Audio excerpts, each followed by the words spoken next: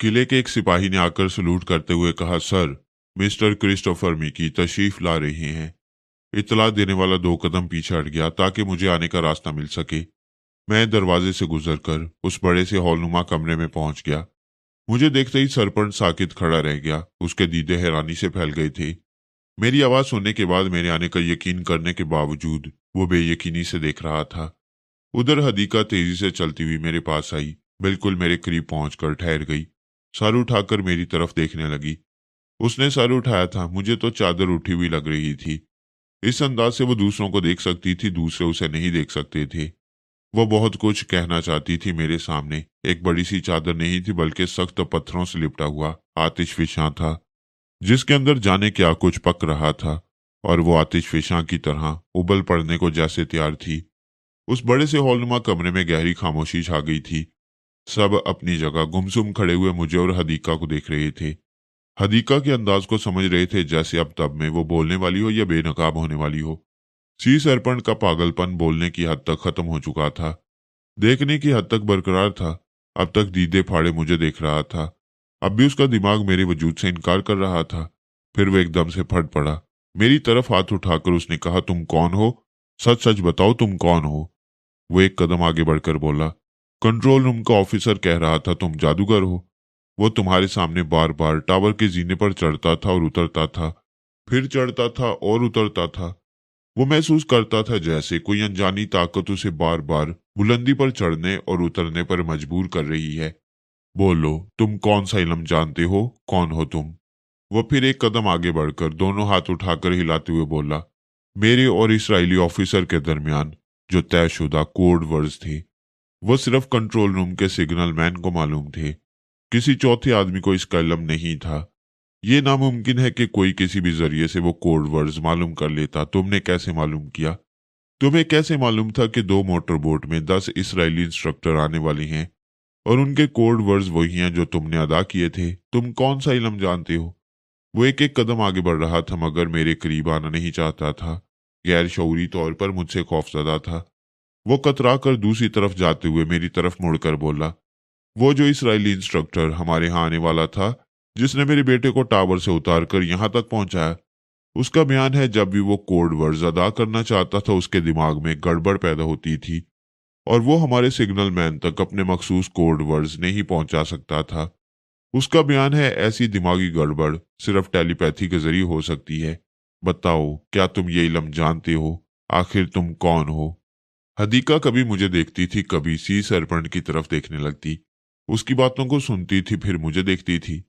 जब उसने टेलीपैथी का जिक्र किया तो उसने बेख्तियार मेरे बाजू को दोनों हाथों से थाम लिया। उसके हाथों की गिरफ्त मेरे बाजू पर मजबूत थी, जैसे तस्दीक कर रही हो, हाँ तुम ये इल्म जानते हो। या जैसे मेरे बाजू को सिर्फ अपना समझकर अपनाइयत से पूछ रही हो, बोलो, मुझसे तो ना छुपाओ। सी सरपंच मुझसे दूर ही दूर कतराता हुआ मेरे अकब में पहुंच गया। मैंने उसे पलट कर नहीं देखा। मेरी टेलीपैथी की आंख देख रही थी। वो कह रहा था, बोलो, हाँ बोलो, तुम कौन हो? कोई शख्स उस नशेबी रास्ते से गुजरने के बाद वापस नहीं आ सका। मैंने जितनों को मौत की सजा दी वो सब समुंदर की गहराई में पहुंच गए। तुम कौन हो जिसे मौत भी न मार सकी? बड़ी देर बाद मैंने उसे जवाब दिया, मैं क्रिस्टोफर मिकी हूँ। चंद रोज पहले मैंने एलानिया कहा था कि वो रात मेरी जिंदगी की आखिरी रात है।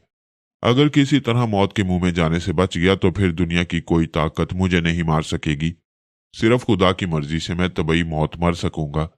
चूंकि अभी मेरी हयात बाकी है, मौत का वक्त नहीं आया, इसलिए मैं आज भी जिंदा वापिस आ गया हूँ। मेरी पेशन गोई पहले भी दुरुस्त थी, आज भी दुरुस्त साबित हो रही है।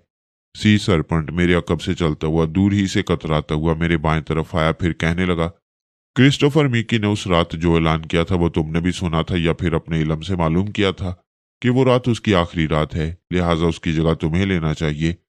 ये तुम्हारा इल्म है जिसके जरिए तुमने मालूम किया कि टावर की बुलंदी पर मेरा बेटा जानबिल मोरिया मौजूद है, वरना तुम्हें इसका कोई इल्म नहीं था। बताओ, तुम्हें कैसे पता चला कि वो टावर की बुलंदी पर कंट्रोल रूम में है? वो तो ट्रांसमीटर के जरिए सिर्फ मुझसे गुफ्तगू कर रहा था। तुम्हें कैसे पता चला? हमारे दरमियान गुफ्तगू हो रही है और जो बातें हो रही हैं वो बाप बेटे के दरमियान हो रही हैं। मैंने ठहरे हुए लहजे में कहा, सी सरपंच, यहाँ आने से पहले मैं तुम्हारा जायचा साली रेत पर बना चुका था, जिसे हदीका और दूसरे मुजाहिदीन ने देखा था। मैं मालूम कर चुका था कि तुम्हें जानी नुकसान नहीं पहुंचा सकूंगा। अलबत्ता तुम्हारे बेटे की जिंदगी मेरे हाथ में होगी। मैं चाहूं तो उसे मार डालूं, चाहूं तो उसे जिंदा छोड़ दूं। जॉन बिली के मुतालिक तमाम मालूमात हासिल करने और अपनी कामयाबी का पूरा यकीन करने के बाद ही मैं इस किले में आया हूं। वो एक झटके से मेरे सामने आया, मगर अब भी मुझसे तकरीबन 15 फुट के फासले पर था। उसने पूछा, अच्छा तो ये तुम्हारा कोई दूसरा इल्म है जो तुम्हें दुश्मनों के मुतालिक बताता है? तुम जायचा बनाते हो, सितारों की चाल को समझते हो। अगर ये बात है तो फिर मुझे बताओ, हम इस चादर वाली को हाथ क्यों नहीं लगा सके? मैं दावे से कहता हूं कि मेरे दिमाग को झटका पहुंचा था और ये झटका टेलीपैथी के जरिए पहुंचाया गया। उसने पलटकर अपने खास मातियत से पूछा, तुम बताओ, क्या तुमने इसे हाथ लगाते ही बिजली का झटका महसूस किया था, या तुम्हारा दिमाग अचानक ही शदीद तकलीफ में मुब्तला हो गया था? उसके मातियत ने कहा, पता नहीं क्यों मेरे दिमाग में ये बात पैदा हुई थी कि बिजली के नंगे तार को छूने जा रहा हूं। लिहाजा जब मेरे दिमाग को झटका पहुंचा तो यही ख्याल कायम रहा और उसकी तस्दीक हुई। अब आप पूछ रहे हैं तो ये बात समझ में आ रही है। मुझे किसी तरह का शौक नहीं लगा था, बल्कि दिमाग में ऐसी शदीद जल्जले किसी कैफियत पैदा हुई थी जो मेरे लिए नाकाबिले बर्दाश्त थी। इसने मैं फर्श पर गिर कर तड़पने लगा था। सी सरपंच ने मेरी तरफ पलट कर पूछा, सुन रहे हो? मैं भी यही कह रहा हूं, मेरा मातिहत भी यही कह रहा है। अब जो भी इस लड़की के पास पहुंचेगा उसे जहनी झटका पहुंचेगा। मैं इस बात को साबित कर सकता हूं। अपने किसी मातियत को इस लड़की के पास भेज सकता हूं, या उनमें से कोई मेरी बात की तस्दीक करना चाहे तो आगे बढ़े और हदीका की चादर को हटाने की कोशिश करे। हम हो या कोई मुजाहिद हो, तुम इस लड़की को बेनकाब नहीं होने दोगे। जो भी ऐसा करने आएगा उसे जरूर टेलीपैथी के जरिए सजा दोगे। उसने पांचों मुजाहिदीन की तरफ देखते हुए कहा, मैं तुम में से भी एक को आजमाइश की दावत देता हूं। सिर्फ आजमाने के लिए आओ और इस चादर को हटाने की कोशिश करो। तुम्हारे अमीर की जो अपनी जात में कुछ और है, ये तुम्हारी कोशिश को नाकाम बना देगा।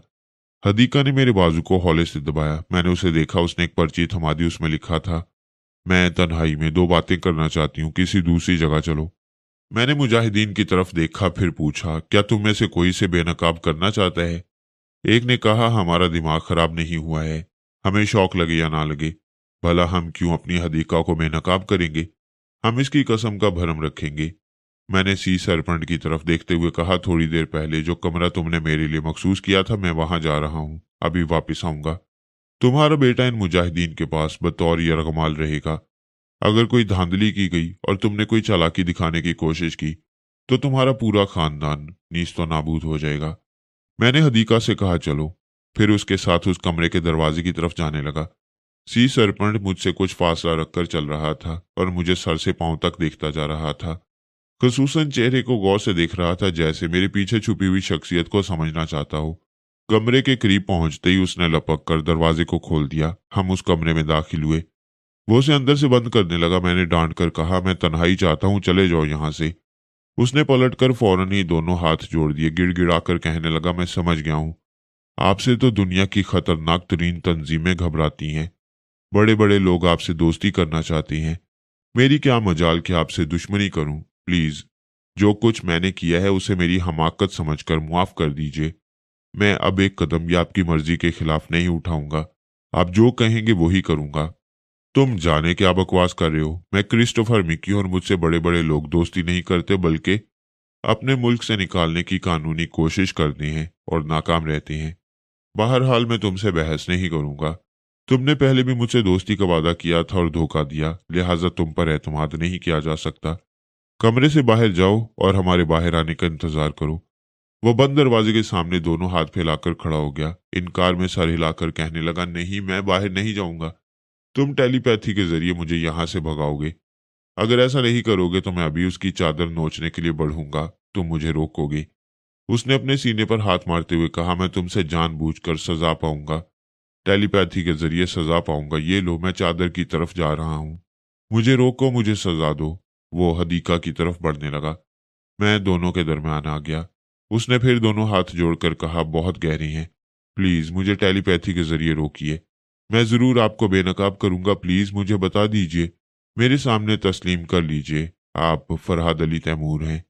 मैंने इनकार में सर हिलाते हुए कहा, तुम हमारा वक्त ज़ाया कर रहे हो। खुदा के लिए जाओ, हमें जरूरी बातें करना है। वो यकीनन इनकार करता। इस बार मैंने उसे मौका नहीं दिया। उसने खुद ही बेख्तियार कहा, अच्छी बात है, आप यहाँ बातें कर लें, मैं बाहर इंतजार करूंगा। वो तेजी से पलटकर दरवाजे को खोलते हुए बाहर गया। मैंने दरवाजा अंदर से बंद कर दिया। बाहर जाते ही मैंने उसके दिमाग को आजाद कर दिया।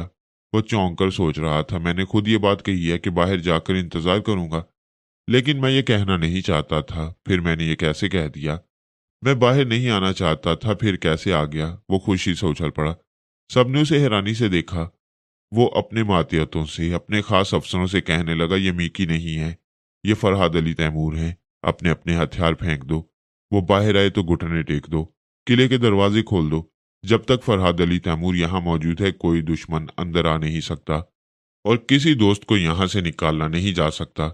मैं दोनों हाथों से सर थामकर एक सोफे के हत्थे पर बैठ गया। इतनी देर से इंतजार कर रहा था, लेकिन मेरे इनकार में जान नहीं थी। सी सरपंट ठोस दलाइल पेश कर रहा था। किले में दाखिल होने से पहले जो प्लानिंग थी और यहाँ दाखिल होने के बाद जो कुछ करता आया था, उसमें टेलीपैथी का इतना हाथ था कि मैं इनकार नहीं कर सकता था। इनकार कर भी देता तो ये बात नाकाबिले फहम थी कि कोई हदीका की चादर को क्यों नहीं छू सकता। मैंने सिर्फ उसकी कसम की लाज रखने के लिए ऐसा किया था। वैसे फरहाद अली तैमूर की हैसियत से जाहिर होने में सिर्फ एक चादर वाली बात नहीं थी। इस सिलसिले में कई अवामिल कार फरमा थे और अब उसका नतीजा सामने आ रहा था। इनकार करने के बावजूद मैं जाहिर हो चुका था। अब मेरे मुतल्लिक दूर तक क्या सराहियां होने वाली थी कि एक अजनबी यहाँ आकर अचानक क्रिस्टोफर मिकी कैसे बन गया। उसकी चाल ढाल, उसके मजाज को कैसे अपना लिया, उसके लबो लहजे को, उसके उन गहरे राजों को जिन्हें सिर्फ मिकी जानता था, कैसे जान गया। अब तो मेरे सिलसिले में बाल की खाल निकाली जाएगी और हर पहलू से मुझे फरहाद अली तैमूर तस्लीम किया जाएगा। मैं सोच में मसरूफ था। हदीका का उजला हाथ मेरे सामने आया। वो एक पर्ची दे रही थी। मैंने उसे खोलकर पढ़ा। लिखा था, मुझे दुश्मनों ने जहां कैद कर रखा था वो बहुत ही गंदी जगह थी। मेरे कपड़े मैले हो गए हैं और मैं गुसल करने की जरूरत महसूस कर रही हूँ। क्या यहाँ मेरे लिए लिबास और एक चादर दस्तयाब हो सकती है? मैं उठकर सी सरपंच को बुलाना चाहता था। उसने एक और बड़ा सा तय किया हुआ कागज मेरी तरफ बढ़ा दिया। कोई तवील खत होगा। मैंने उसे रख लिया। फिर दरवाजा खोलकर सी सरपंच से कहा, इधर आओ। वो दौड़ता हुआ आया और किसी गुलाम की तरह दोनों हाथ बांधकर सर झुकाकर सामने खड़ा हो गया। मुझे हंसी आ गई। मैंने उसे अंदर आने के लिए कहा। फिर दरवाजा बंद करने के बाद पूछा, क्या हदीका के लिए एक अच्छा सा लिबास और चादर का इंतजाम हो सकता है? जनाब, एक लिबास की बात कर रहे हैं? मैं यहाँ कपड़ों और चादरों की सुपर मार्केट बना दूंगा। उसकी जरूरत नहीं। तुम जानते हो कि ये किस किस्म का लिबास पहनती है, यानी ऐसा जिसमें भाग दौड़ और जिद्दोजहद की आसानी रहे। जाओ, इसके कपड़ों और चादर का बंदोबस्त करो और याद रखो, अगर तुमने फरहाद अली तैमूर की पब्लिसिटी की तो मैं तुम्हें छत से उल्टा लटका दूंगा। मैंने दरवाजा खोला। वो सर हिलाता हुआ और ये कहता हुआ गया कि किसी के सामने मेरा जिक्र नहीं करेगा, खामोश रहेगा। मैंने कहा, और सुनो, यहाँ एक माइक लाकर रख दो, मैं कभी कभी तुम लोगों को मुखातिब किया करूंगा। वह चला गया। मैंने दरवाजे को बंद कर दिया। एक सोफे पर आकर बैठते हुए उस तय किए हुए कागज को खोला। फिर पढ़ने लगा। उसने लिखा था, मेरे पुरस्रार मोहसिन, तुम पुरस्रार रहे और मैं तुम्हारे इसरार में दिन रात उलझती रही। मेरे इस्तराब से भरपूर दिन और मेरी बेख्वाब रातें सिर्फ तुम्हारे ही बारे में सोचते हुए गुजरती रही। मैं अपने आप को तरह तरह से बहलाने की कोशिशें करती रही। अपने दिमाग से तुम्हें निकाल देने के कितने ही जतन किए, लेकिन हर बार नाकाम रही। अब समझ रही हूं कि तुमने मेरे दिमाग पर कब्जा जमा रखा है। टेलीपैथी के जरिए तुम मुझे देख तो ना सके, लेकिन मेरे दिमाग में बैठकर मुझे पढ़ते रहते हो। क्या ये दुरुस्त है? मैं खत अधूरा छोड़कर उठ गया। फिर उसे मुखातिब करते हुए बोला, मैंने अभी तक तुम्हारी आवाज नहीं सुनी, तुम्हारा चेहरा नहीं देखा, तुम्हारी आंखों में झांकने का मौका नहीं मिला। फिर भला तुम्हारे दिमाग में कैसे पहुंच सकता हूं? टेलीपैथी यानी ख्याल ख्वानी के लिए चंद बुनियादी शराइत हैं। वो शराइत पूरी ना हो तो हम किसी के दिमाग में नहीं पहुंच सकते। ये जो तुम कह रही हो कि मैं तुम्हारे दिमाग पर कब्जा जमा चुका हूं तो दुरुस्त नहीं है। बात को समझने का फर्क होता है, और फर्क यह है कि मैं तुम्हारे दिमाग पर नहीं, दिल पर कब्जा जमा चुका हूं। इसीलिए मुस्तरिब रहती हो, दिन रात मेरे पीछे भागती हो। मैं तुम्हें समझाता हूँ, दूसरे मुजाहिदीन भी समझाते हैं, मगर तुम पर दीवानगी तारी है। ये मैं अच्छी तरह समझ चुका हूँ और इसे समझने के लिए टेलीपैथी लाजमी नहीं है। वह तड़प कर आगे बढ़ी और आगे बढ़ी, फिर और आगे बढ़ने का रास्ता न रहा। मुझे यूं लगा जैसे तीर कमान से निकलकर सीधा मेरी तरफ आया हो और सीने में पेवस्त हो गया हो। मेरे हाथ से उसकी लिखी हुई तहरीर छूट गई। कागज कटी हुई पतंग की तरह इधर से उधर डोलने लगा। मैंने कहा, मेरे सामने तो चादर छोड़ दो। वो और ज्यादा चादर को लपेटने लगी। मैंने पूछा, अगर मैं इस चादर को अलग करूं तो क्या शौक पहुंचेगा? वो तड़प कर उछली, फिर दूसरी तरफ मुंह फेर कर चादर को चारों तरफ अच्छी तरह लपेटने लगी, अपने आप को पहले से ज्यादा छुपाने लगी। मैंने उसकी तरफ बढ़ते हुए कहा, यह चादर भी बेजार होकर कह रही है, कहाँ तक छुपोगे, कहाँ तक छुपाऊं? मेरा बस चले तो ये मुखड़ा दिखाऊं? उसने दोनों हाथों से चेहरे को ढांप लिया, हालांकि चेहरा पहले ही छुपा हुआ था। मैंने उसके शाने पर हाथ रखा, फिर चादर को एक मुट्ठी की गिरफ्त में लिया। वो नहीं नहीं के अंदाज में सर को तेजी से हिलाने लगी। उसने एक हाथ अपने शाने की तरफ बढ़ाकर मेरे हाथ को थाम लिया ताकि मैं चादर को ना खींच सकूं। मुझे उस पर बड़ा तरस आया।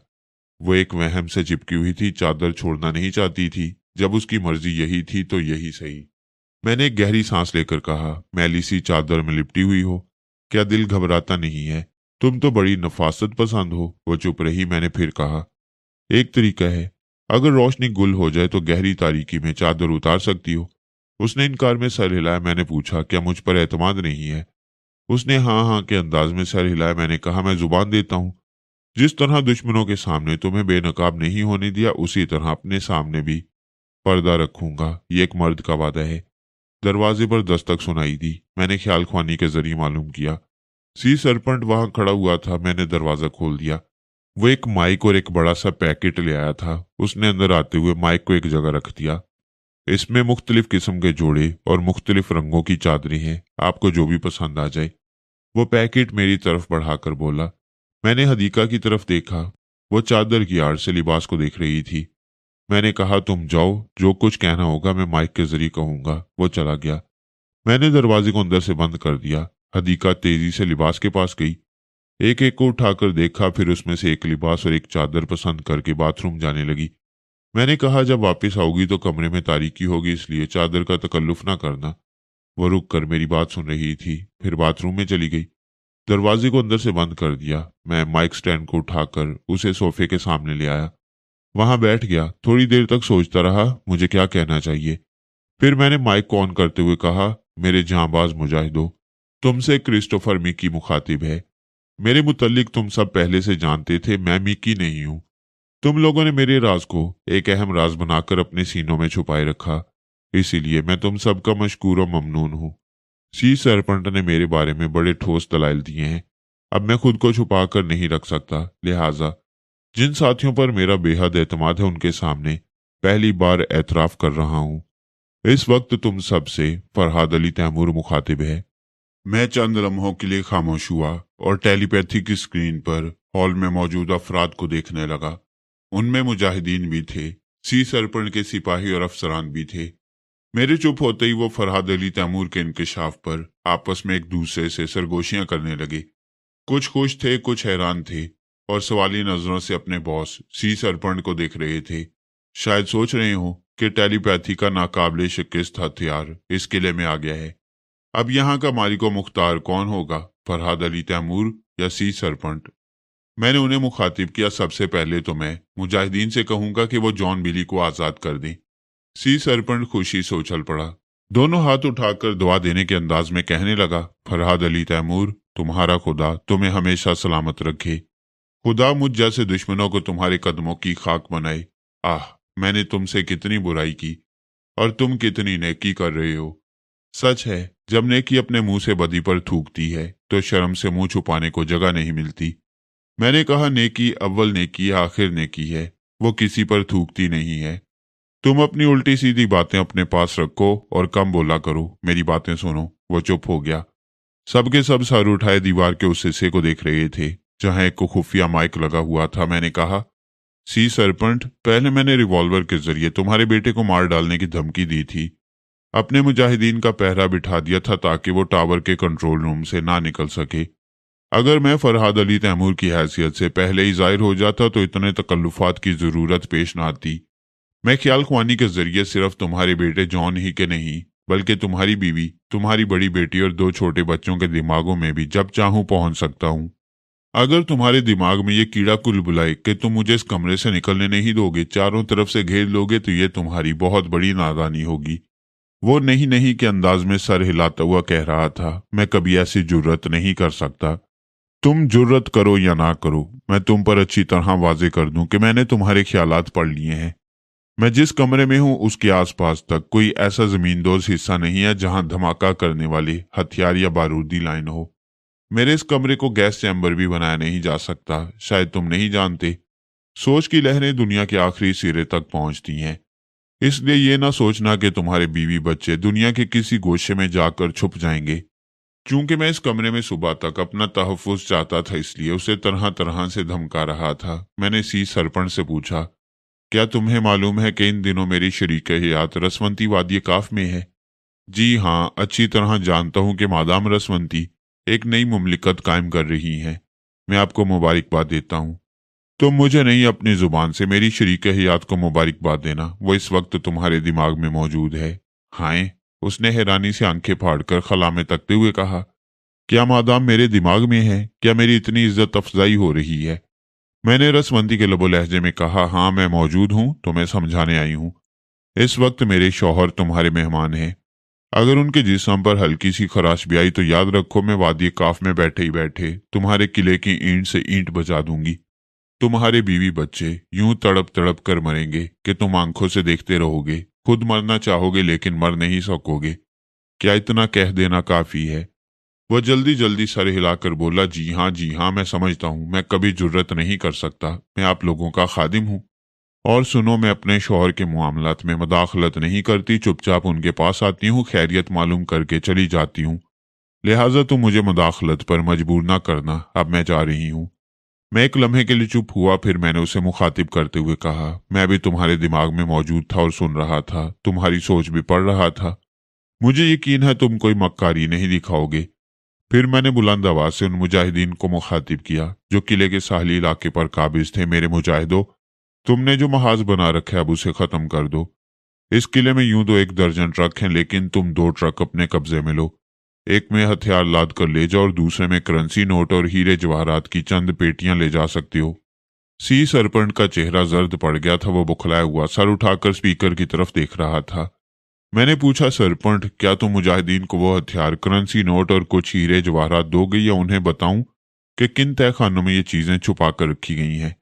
उसने हैरानी से पूछा, क्या आप ये भी जानती हैं? क्या टेलीपैथी जमीन में गड़े हुए खजानों तक पहुंचा देती है? हाँ, जो लोग खजाना गाड़ कर रखते हैं मैं उनके दिमागों से मालूम कर लेता हूँ। मैंने तुम्हारे दिमाग से बहुत कुछ पढ़ लिया है, इंकशाफ करूंगा तो हैरत से मर जाओगे। मैं मानता हूँ तुमसे कोई बात छुपी नहीं रहती। मैं खुद जा रहा हूँ। प्लीज उनसे कह दो कि ज्यादा मुतालबा न करें वरना मैं लुट जाऊंगा। मैंने कहा ना, हीरे जवाहरात की 2 पेटियां, करेंसी नोटों की कम अज कम 10 पेटियां दे दो, मगर वो नोट अमेरिकी डॉलर, फ्रांसीसी फ्रांक और ब्रिटिश पाउंड हो। वो लड़खड़ाते हुए कदमों से यूं झुककर जाने लगा जैसे कमर टूट गई हो। एक मुजाहिद एहतियातन उसके साथ जा रहा था। मैंने उसके दिमाग में पहुंचकर कहा, मैं फरहाद तुमसे मुखातिब हूं। पहले तो वो गड़बड़ाया, फिर उसने तस्दीक के लिए पूछा, क्या वाकई मैं फरहाद साहब के लबो लहजे को अपने दिमाग में महसूस कर रहा हूं?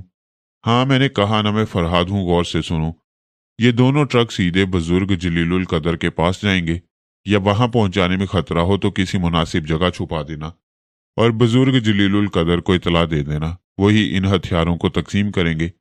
करेंसी नोटों और हीरे जवाहरात को किन मुसारिफ में लाना है वो खुद फैसला करेंगे।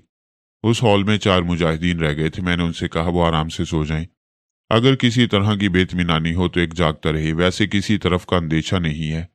मैंने माइक को ऑफ करके बाथरूम की तरफ देखा। दरवाजा अभी तक बंद था। मैंने जूते और मोजे उतारे, माइक स्टैंड को एक तरफ रखा, कमरे की तमाम बत्तियां गुल कर दी, फिर आराम से पलंग पर लेट गया। अब मेरे आसपास गहरी तारीकी थी। ये बात समझ में आ गई थी कि मैं यहाँ खुद को छुपा कर नहीं रख सकूंगा। इज्जत अली के जराए बहुत वसी थे। मेरी बात किले से उड़ चुकी थी और इंटरपोल के खुफिया आदमी कहाँ नहीं होते। खुसूसन साहली इलाकों में एयरपोर्ट और हाईवे वगैरह के इतराफ जरूर मौजूद रहते हैं। सी सरपंच जैसे बदनाम लोगों को हमेशा नजरों में रखते हैं। हो सकता है उनका कोई आदमी ये बात ले उड़े और इज्जत अली तक पहुंचा दे तो उसका दिल मैला होगा। वो सोचेगा हमारे लिए इतना कुछ करता है और मैं उससे छुपता हूं, जबकि छुपने की कोई माकूल वजह नहीं है। ये तमाम बातें सोचकर मैं खुद ही इज्जत अली के पास पहुंच गया। वो एक बड़े से इस्तकबालिया कमरे में डॉक्टर विलियम ब्रोक के मुकाबिल खड़ा हुआ था। उसके साथ मुकामी पुलिस अफसर भी थे। उस कमरे में मूवी कैमरा और साउंड रिकॉर्डर मशीन अपना काम कर रहे थे। इज्जत अली पूरे दस्तावेजी सबूत के साथ डॉक्टर विलियम ब्रोक को गिरफ्तार करना चाहता था। अब तक उसने मेरे बताए हुए जितने अड्डों पर छापे मारे थे वहां की भी मुतहर्रिक फिल्में तैयार की थी और गिरफ्तार होने वाले तमाम छोटे बड़े मुजरिमों की आवाजें भी रिकॉर्ड की थी। उस वक्त इज्जत अली कह रहा था, डॉक्टर मैं मानता हूं तुम बहुत ही मुअज़्ज़ज़ हो। तुम्हारे और दूसरे गोल्डमैन के खिलाफ सबूत फराहम करना बहुत मुश्किल है। अगर किसी तरह सबूत फराहम किया गया तब भी शायद दुनिया वाले इतने मुअज़्ज़ज़ डॉक्टर को मुनशियात का ताजिर तस्लीम नहीं करेंगे। डॉक्टर विलियम ब्रोक ने गुस्से से कहा, यू शट अप, तुम्हारी इतनी मजाल के मुझसे इस अंदाज में गुफ्तगू करो। माना कि तुम इंटरपोल के बहुत बड़े ऑफिसर हो, लेकिन इसका यह मतलब नहीं है कि तुम इज्जतदारों के गिरेबान पर हाथ डालो।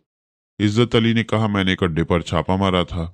वहां तुम्हारे एक आदमी ने अच्छी तरह पिटाई होने के बाद ये उगल दिया कि तुम आज शाम वहां पहुंचे थे।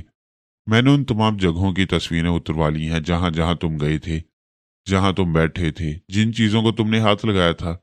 डॉक्टर ने तंजिया अंदाज में मुस्कुराकर पूछा, क्या सबूत है कि जिन चीजों पर मेरी उंगलियों के निशानात मिले वो चीजें उन्हीं अड्डों पर पाई गई हों?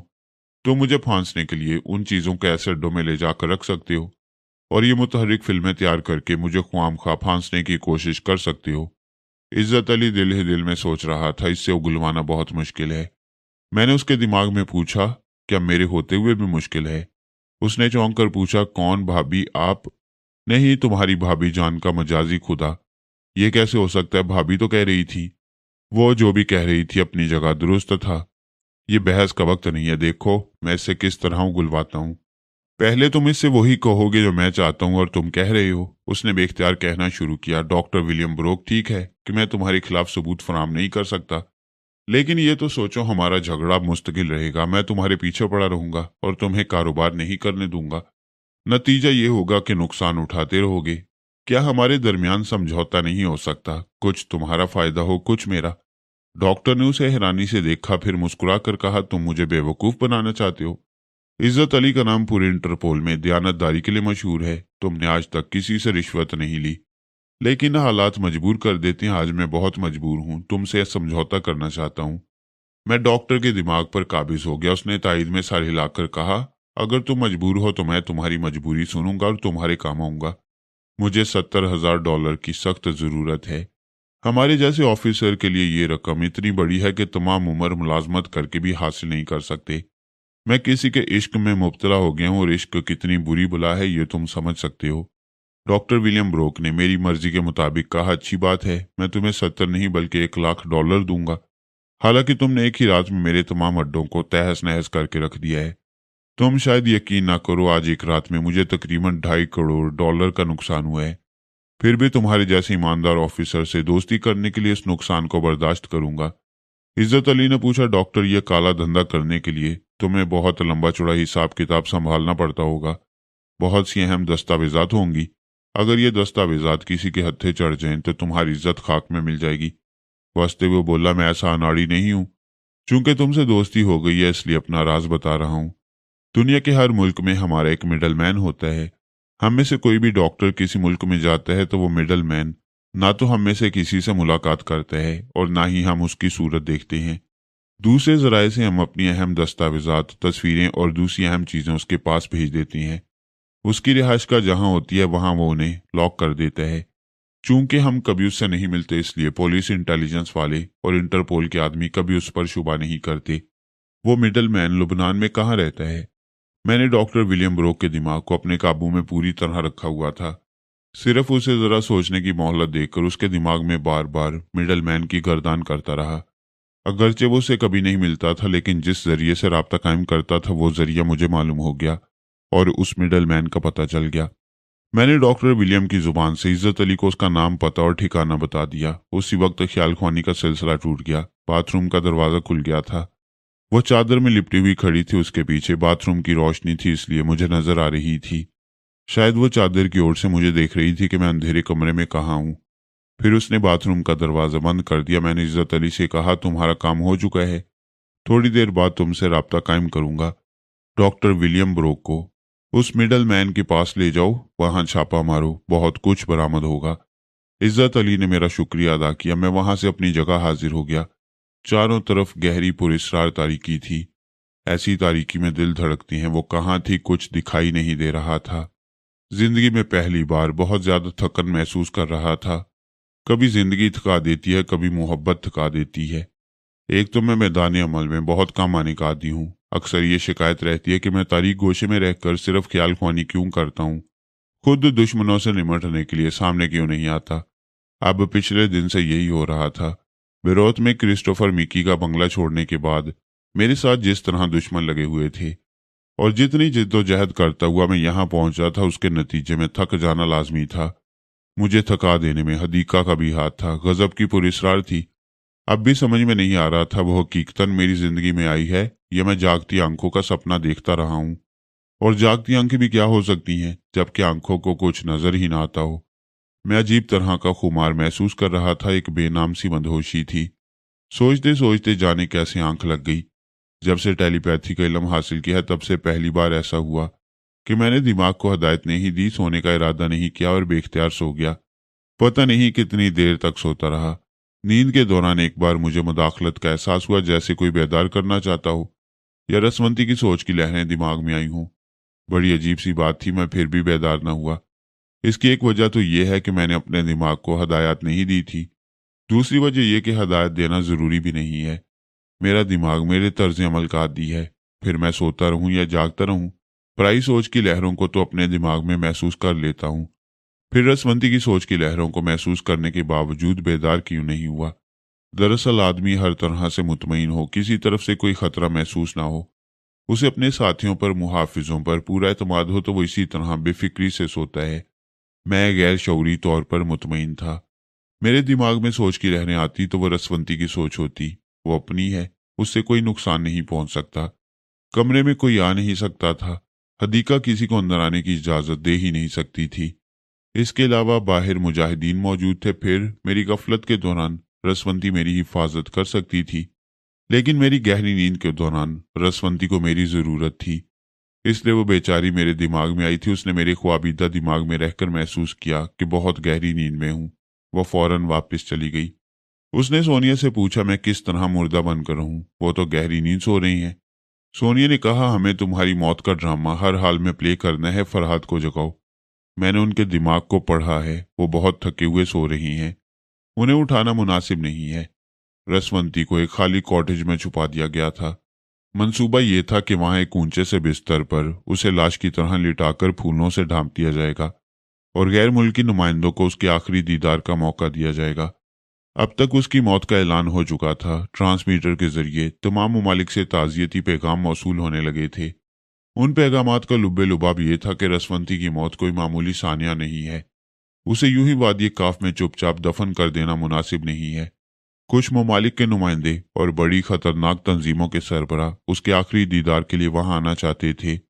दूसरे लफ्जों में वो तस्दीक करना चाहते थे वाकई वो मर चुकी है या कोई ड्रामा प्ले किया जा रहा है। इससे पहले भी मेरी मौत की बारहा खबर उड़ी थी। कई तरह से मेरी मौत की तस्दीक भी हो गई। उसके बाद अचानक इंकशाफ हुआ कि मैं जिंदा हूं। अब दुश्मन रसवंती के मुतल्लिक यकीन नहीं कर सकते थे। जिसने उसे गोली मारी थी या जिस तंजीम के अफराद ने ऐसा किया था, वो दावा कर रहे होंगे कि वाकई वो मर चुकी है, लेकिन फिर भी आंखों से देखकर यकीन करना चाहते थे। सोनिया ने जवाबन हर एक से यही कह दिया था कि हर मुल्क का एक नुमाइंदा अपने साथ सिर्फ 2 अफराद को यहाँ ला सकता है और यहाँ हेलीकॉप्टर में पहुंचते ही उनकी सख्ती से चेकिंग होगी। किसी को हथियार लाने या किसी साजिश करने का मौका नहीं दिया जाएगा। उसने कहाल तंजीम के सरबराह से कह दिया था कि फरहाद को अपनी बीवी के आखिरी दीदार के लिए यहाँ लाया जाए और वो राजी हो गए थे। यानी फर्जी फरहाद पहुंच रहा था, असली फरहाद हजारों मील दूर था। सोनिया ने कहा तुम फिर उसे दिमागी राब्ता कायम करो और उसे बताओ कि यहाँ हालात क्या हैं। ऐसे वक्त उसका टेलीपैथी के जरिए हाजिर रहना जरूरी है। रसवंती ने कहा जब तक तमाम ममालिक के नुमाइंदे यहाँ पहुंचेंगे उस वक्त तक दोपहर हो चुकी होगी। फरहाद को आराम से सोने दो, अभी काफी वक्त है। हम उसे 1-2 घंटे के बाद बेदार करेंगे, फिर इस सिलसिले में मशवरे करेंगे। यहाँ मुझे कोई देखने नहीं आ रहा है। कॉटेज चारों तरफ से बंद है। जब मुझे नुमाइश के लिए पेश किया जाएगा तो बिस्तरे मर्ग पर लिटा देना, फूलों से ढांप देना। तब तक फरहाद भी हमारे पास मौजूद रहेंगे। मेरी नींद के दौरान रसवंती की जिम्मेदारियां बहुत बढ़ जाती थीं। अब तक जितने सरगना किस्म के लोगों ने वहां आने के लिए कहा था, उन सबके दिमागों को रसवंती बार बार टटोल रही थी कि वो किस किस्म की प्लानिंग करेंगे। हर एक के जहन में ये बात थी कि रसवंती की मौत के बाद दुनिया अब टेलीपैथी से खाली हो गई है। एक मर चुकी है, दूसरा अपनी जहनी कमजोरी के बायस ये सलाहियतें खो चुका है। उनके दिमागों में तरह तरह के मंसूबे पक रहे थे। जो जिस मजाज का था और जिस कमाश का था वो उसी अंदाज में मंसूबे बना रहा था। लेकिन एक बात सब में मुश्तरिक थी, वो सब के सब टेलीपैथी के बाद किसी से दहशतज़दा होते थे तो वो सोनिया थी। अब सोनिया ही उनका टारगेट बन गई थी। उनके इरादों के मुताबिक अगर सोनिया को ख़त्म कर दिया जाए तो फिर इस वादी की अहमियत ज़रा बराबर नहीं रहेगी। हालांकि सोनिया को किसी नई मुमलिकत के कायम करने का शौक नहीं था, ना ही वो ऐसे बखेड़ों में पड़ना चाहती थी, ताहम उसका वजूद ही खतरनाक तंजीमों के लिए एक चैलेंज होता और इस चैलेंज को ख़त्म कर देने का यह सुनहरी मौका था। यहूदी पारस के मुतालिक प्लानिंग कर रहे थे और डमी फरहाद को समझा रहे थे। चूंकि आपकी शरीके हयात अब इस दुनिया में नहीं रही, इसलिए पारस की देखभाल की जिम्मेदारी आपका फ़र्ज है। आप ये फ़र्ज अदा ना कर सकेंगे, लेकिन यहाँ सरकारी तौर पर पारस की बहुत अच्छी तरह परवरिश होगी। आप अपनी शरीके हयात की आखिरी रसूमात में शरीक होने के बाद वापसी में पारस को अपने साथ ले आए। वो पारस को अपने कब्जे में रखना चाहते थे और उसके लिए डमी फरहाद की पीठ पर हाथ फेर रहे थे। सुपर मास्टर और मास्कमैन की तंजीम के तमाम बॉस और मास्टर तकरीबन एक तरह की मंसूबाबंदी कर रहे थे। उनका इरादा था सोनिया को हलाक न किया जाए बल्कि पारस को अगवा किया जाए। पारस उनके पास रहेगा तो सोनिया उनकी तरफ आएगी। वह बच्चे को उसकी कमजोरी बनाकर उसे मजबूर करेंगे कि वह फरहाद को यहूदी असरात से निकाले और उसे इसराइल से निकालकर दूसरे मुल्क में ले जाए। मैंने इसलिए सोनिया को रसवंती की मौत का ड्रामा प्ले करने का मशवरा दिया था ताकि मालूम हो सके कि दुश्मन कितनी तरह के गेम खेल सकते हैं। बाज इंतहा पसंद दुश्मनों का यह हतमी फैसला था कि किसी तरह का रिस्क न लिया जाए। रसवंती की आखिरी रसूमात में सोनिया मौजूद होगी और फरहाद भी होगा, लिहाजा पहली फुर्सत में उन दोनों को गोली मार दी जाए। पारस को या तो उठा लाया जाए या उसे भी वहीं ख़त्म कर दिया जाए। अगरचे टेलीपैथी विरसे में मिलने वाला इल्म नहीं, ताहम पारस की मौत के बाद इत्मीनान हो जाएगा कि टेलीपैथी जानने वालों का खानदान नाबूद हो चुका है। रसवंती ने परेशान होकर कहा, सोनिया मैं मौत का ड्रामा प्ले नहीं करूंगी। सोनिया ने हैरानी से पूछा, अब क्या हो गया? दुश्मन मेरे बच्चे को या तो अगवा करना चाहते हैं या खुदा ना खास्ता मार डालना चाहते हैं। मैं ये खतरा मोल लेना नहीं चाहती। तुम फिक्र क्यों करती हो? वो पारस की परछाई तक भी ना पहुंच सकेंगे। मैं मानती हूं हमारी प्लानिंग जबरदस्त होगी। यूं भी हम जितनी उलझनों में फंसते और निकलते आए हैं, उनके पेश नज़र इस उलझन से भी निकल जाएंगे। सवाल ये पैदा होता है, जब हमने दुश्मनों के दिमागों को अच्छी तरह पढ़ लिया है, उनकी अदावतों को समझ लिया है, तो फिर इस ड्रामे को प्ले करने का क्या जवाज रह जाता है? मुझे फरहाद ने जो मशवरा दिया था मैं उस पर अमल कर रही हूँ, लेकिन हम सब तुम्हारी जहानत पर भरोसा करते हैं। तुम्हारा अपना क्या ख्याल है? एक तरह से तुम्हारा ख्याल दुरुस्त है कि जब हमें दुश्मनों के मुतालिक सब कुछ मालूम हो चुका है तो फिर ख्वामख्वाह पारस के सिलसिले में कोई रिस्क नहीं लेना चाहिए। मुझे तो ज़हनी और जिस्मानी तौर पर ज्यादा से ज्यादा मसरूफ रहने के लिए कोई बहाना चाहिए। ये बहाना हाथ आ गया और मैं मसरूफ हो गई। अब तुम और फरहाद ये फैसला कर लो कि ये ड्रामा यहीं रोक दिया जाएगा और हमारे खिलाफ मंसूबे बनाने वालों को वैसे भी सबक सिखाया जा सकता है, तो मुझे कोई एतराज नहीं। फर्ज करो फरहाद ये ड्रामा प्ले करना चाहें, क्या तुम भी पारस के लिए ये खतरा मोल लेना चाहोगी? रसवंती, जब पारस इस दुनिया में नहीं आया था तभी ये उसका मुकद्दर बन गया था। माँ भी टेलीपैथी जानने वाली, बाप भी टेलीपैथी जानने वाला। ऐसे में औलाद हमेशा दुश्मनों की नजरों में खटकती रहेगी। वो उस औलाद को माँ बाप की कमजोरी बनाते रहने की साजिश करते रहेंगे। बेशक आज ये ड्रामा प्ले ना करो, मैं तुम्हारी हमायत करती हूँ, लेकिन ये बात गिरह में बांध लो कि पारस को पाल पोस कर जवान करने तक तुम्हें ऐसे ऐसे आजमाइशी मरहलों से गुजरना पड़ेगा जहां ममता कदम कदम पर हारती भी रहती है और जीतने का ढंग भी सीखती रहती है। तुम्हें अभी बहुत कुछ सीखना है। रसवंती बड़ी हौसले वाली थी। जिंदगी में कितने ही सबर आजमा मरहलों से गुजर चुकी थी, लेकिन एक माँ थी और माँ अपनी औलाद के लिए कोई खतरा मोल लेना नहीं चाहती। वो मेरे पास आ गई। मैंने फौरन ही आंखें खोल दी। खाली खाली नजरों से कमरे को देखने लगा। वाइस्तगी से बोली, मैं हूं। हाँ बोलो, कोई परेशानी तो नहीं? वह तमाम हालात बताने लगी। सोनिया ने जितने ममालिक और खतरनाक तंजीमों के सरबराहों से गुफ्तगू की थी और रसवंती ने ख्याल ख्वानी के जरिए उनके जो मजमूम इरादे पड़े थे वो सब तफसील से बयान करने लगी। इस दौरान मैं अपने कमरे का जायजा ले रहा था। दूर एक सोफे पर हदीका बैठी हुई थी। चादर के घूंघट से पता नहीं चल रहा था कि वो मुझे देख रही है या नहीं। वो गुमसुम थी। मैंने सोचा पहले रसवंती से बातें हो जाएं, फिर उसे मुखातिब करूंगा। तमाम बातें सुनने के बाद मैंने कहा, तुम पारस के लिए डर रही हो, चलो ये खेल खत्म करो। अब जो लोग वहां आना चाहते हैं और साजिशें करना चाहते हैं उनसे किस तरह निपटना चाहिए ये सोनिया से मशवरा कर लो। मैं थोड़ी देर बाद तुम्हारे पास आऊंगा। वो मेरे पास से चली गई। मैंने हदीका की तरफ देखकर हौले से आवाज दी, मगर वो गुमसुम बैठी रही। मैं उठकर बैठ गया, उसे देखने लगा। वो मुझसे दूर थी और मैं सोच रहा था कि मेरी नींद से पहले वो मेरे करीब थी। एक अंधे से पूछा जाए कि उसने क्या पाया और क्या खोया, तो उसने जो कुछ भी पाया हो वो महज एक ख्वाब की तरह याद रहेगा। मैंने उसके चेहरे को आंखों से नहीं देखा था, उंगलियों से छूकर महसूस किया था। उसकी आंखों पर हाथ रखने से वो बादामी भी लगी और गजाली भी। नाक सतवां थी और रुखसार आंच देते थे। उसकी ठोड़ी की सख्ती से उसके मजबूत इरादों का पता चलता था। पेशानी कुशादा थी। उसके बैजवी चेहरे के नकूश इंतहाई जाज़बे नजर होंगे, बशर्ते कि वो नजर आते हों। दुनिया में एक जॉन मिल्टन अंधा शायर था, मगर गजब की शायरी करता था। दूसरा अंधा मैं था जो उसे देखे बगैर शायरी कर रहा था। मैं बिस्तर से उठकर उसके पास आया, हौले से आवाज दी, हदीका। मुझे जवाब मिल ही नहीं सकता था। ख्वाह वो जाग रही हो या सो रही हो। मैं उसके करीब झुक गया, कान लगाकर सुनने लगा। गहरी गहरी सांसों की आवाज सुनाई दे रही थी। वो सो रही थी। उस वक्त दिन के 10 बज चुके थे। जब वो बाथरूम में गई थी तो सुबह के 5 बजे थे। उसने बाथरूम से आकर मुझे नींद की हालत में देखा होगा। मेरी बेदारी तक इंतजार करने के लिए सोफे पर बैठ गई होगी, लेकिन खुद थकन से इतनी चूर होगी कि वहीं बैठे बैठे सो गई। मैंने बड़ी मुलायमत से अपना हाथ उसके हाथ पर रख दिया। अब उसे बेदार हो जाना चाहिए था। वो एक मुजाहिदा थी, हमेशा चौकन्नी रहने की आदी थी। यूं भी जो जागता हुआ जहन रखते हैं वो गहरी नींद के बावजूद हल्की सी आहट पर चौंक जाते हैं, लेकिन वो टस से मस न हुई, उसी तरह सोती रही। मैंने कहा, चलो बिस्तर पर आराम से सो जाओ। वो चुप रही। मैं ये मानने के लिए तैयार नहीं था कि वो सो रही है। मैंने अनजान बनकर कहा, तुम्हारे जवाब ना देने का मतलब ये हुआ कि गहरी नींद में हो, लिहाजा मैं तुम्हें बाजू में उठा कर ले जाऊंगा।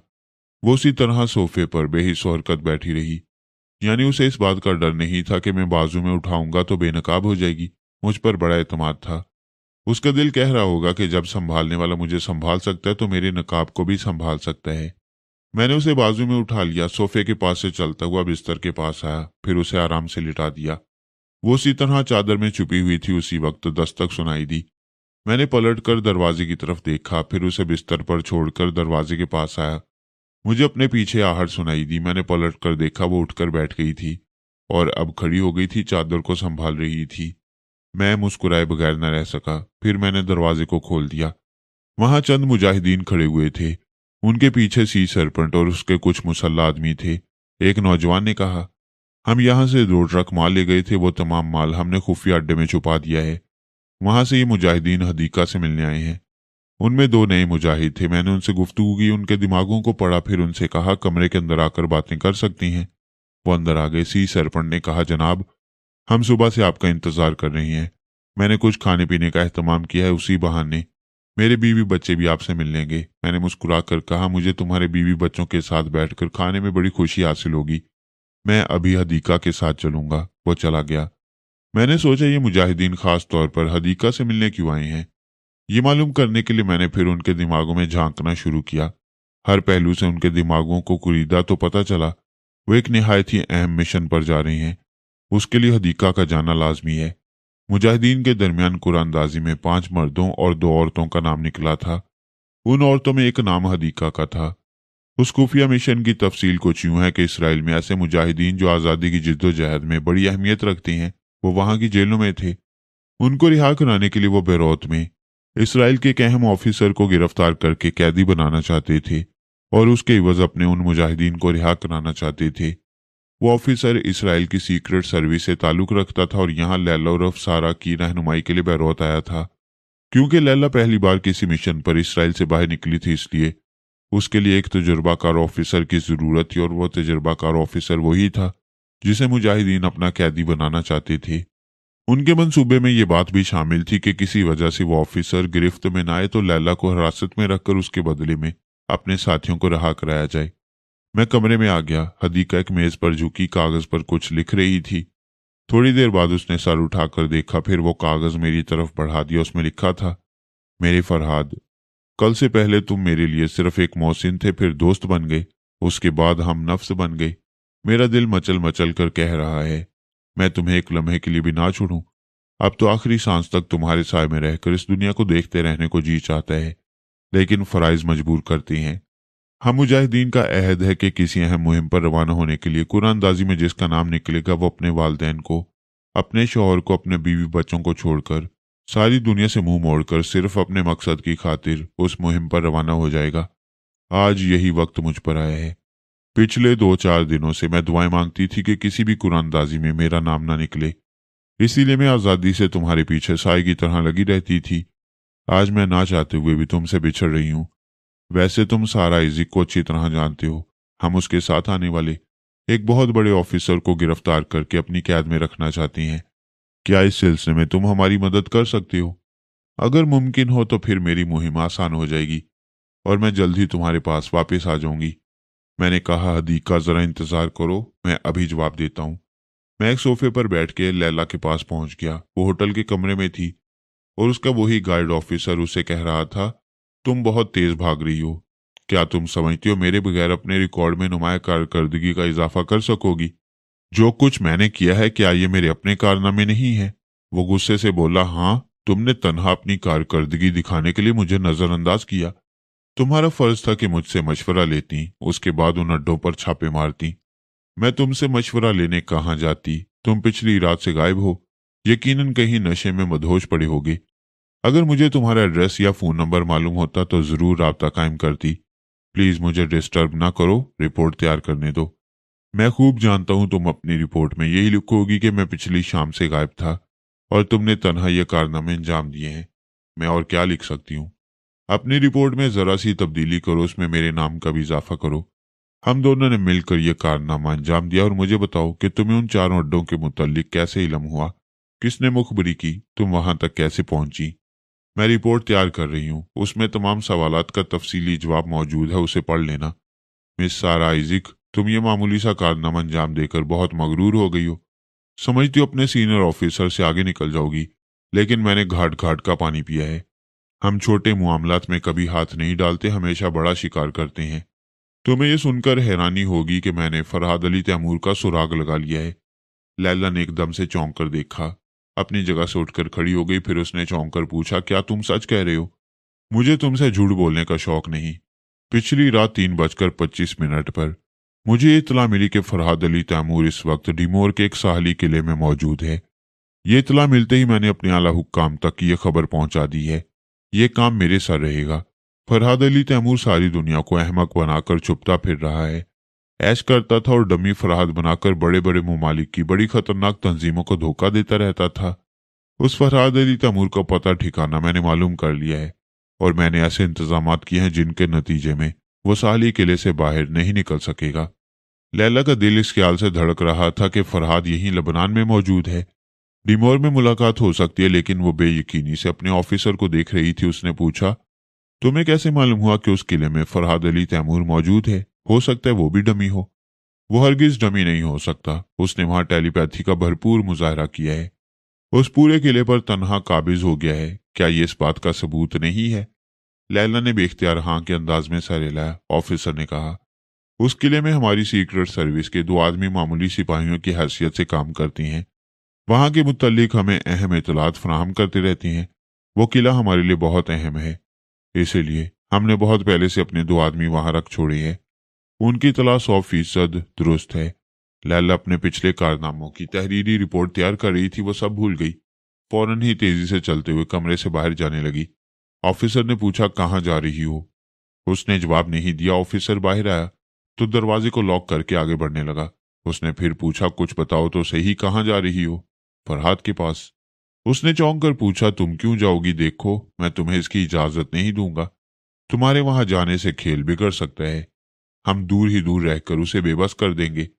वो हमारे आदमियों के साथ इसराइल जाने पर मजबूर हो जाएगा। लैला के दिमाग में आंधियां चल रही थी। वो तेजी से सोच रही थी किस तरह मुझे खतरे से आगाह करे। डिमोर पहुंचने तक देर हो जाती। वो होटल के काउंटर के पास जाकर टेलीफोन डायरेक्टरी तलब करना चाहती थी। उसे अपने ऑफिसर की परवाह नहीं थी, लेकिन मैंने उसे काउंटर की तरफ नहीं जाने दिया, सीधा उसे होटल के बाहर ले आया। वह हैरान थी, काउंटर की तरफ क्यों नहीं जा रही, इस तरह सीधी क्यों चल रही है? क्या फरहाद मेरे दिमाग में आ गई हैं? वो मेरी मर्जी के मुताबिक बाहर जाते हुए दिल ही दिल में कहने लगी, प्लीज फरहाद, एक बार मुझसे मुखातिब हो जाओ, मैं बहुत सख्त परेशान हूँ। मैंने बराह रास्त उससे मुखातिब नहीं किया, इसी तरह उसकी सोच में कहा, मुझे जोश और जज्बे से काम नहीं लेना चाहिए, सहूलत से सोचना समझना और उस पर अमल करना चाहिए। उसकी अपनी सोच ने कहा, ये यकीनन फरहाद की सोच है जो मुझे समझा रही है। सोच फरहाद की हो या अपनी, मुझे ये समझना चाहिए कि मैं जहां तक लैला सानी की हकीकत को छुपा सकती हूँ छुपाना चाहिए।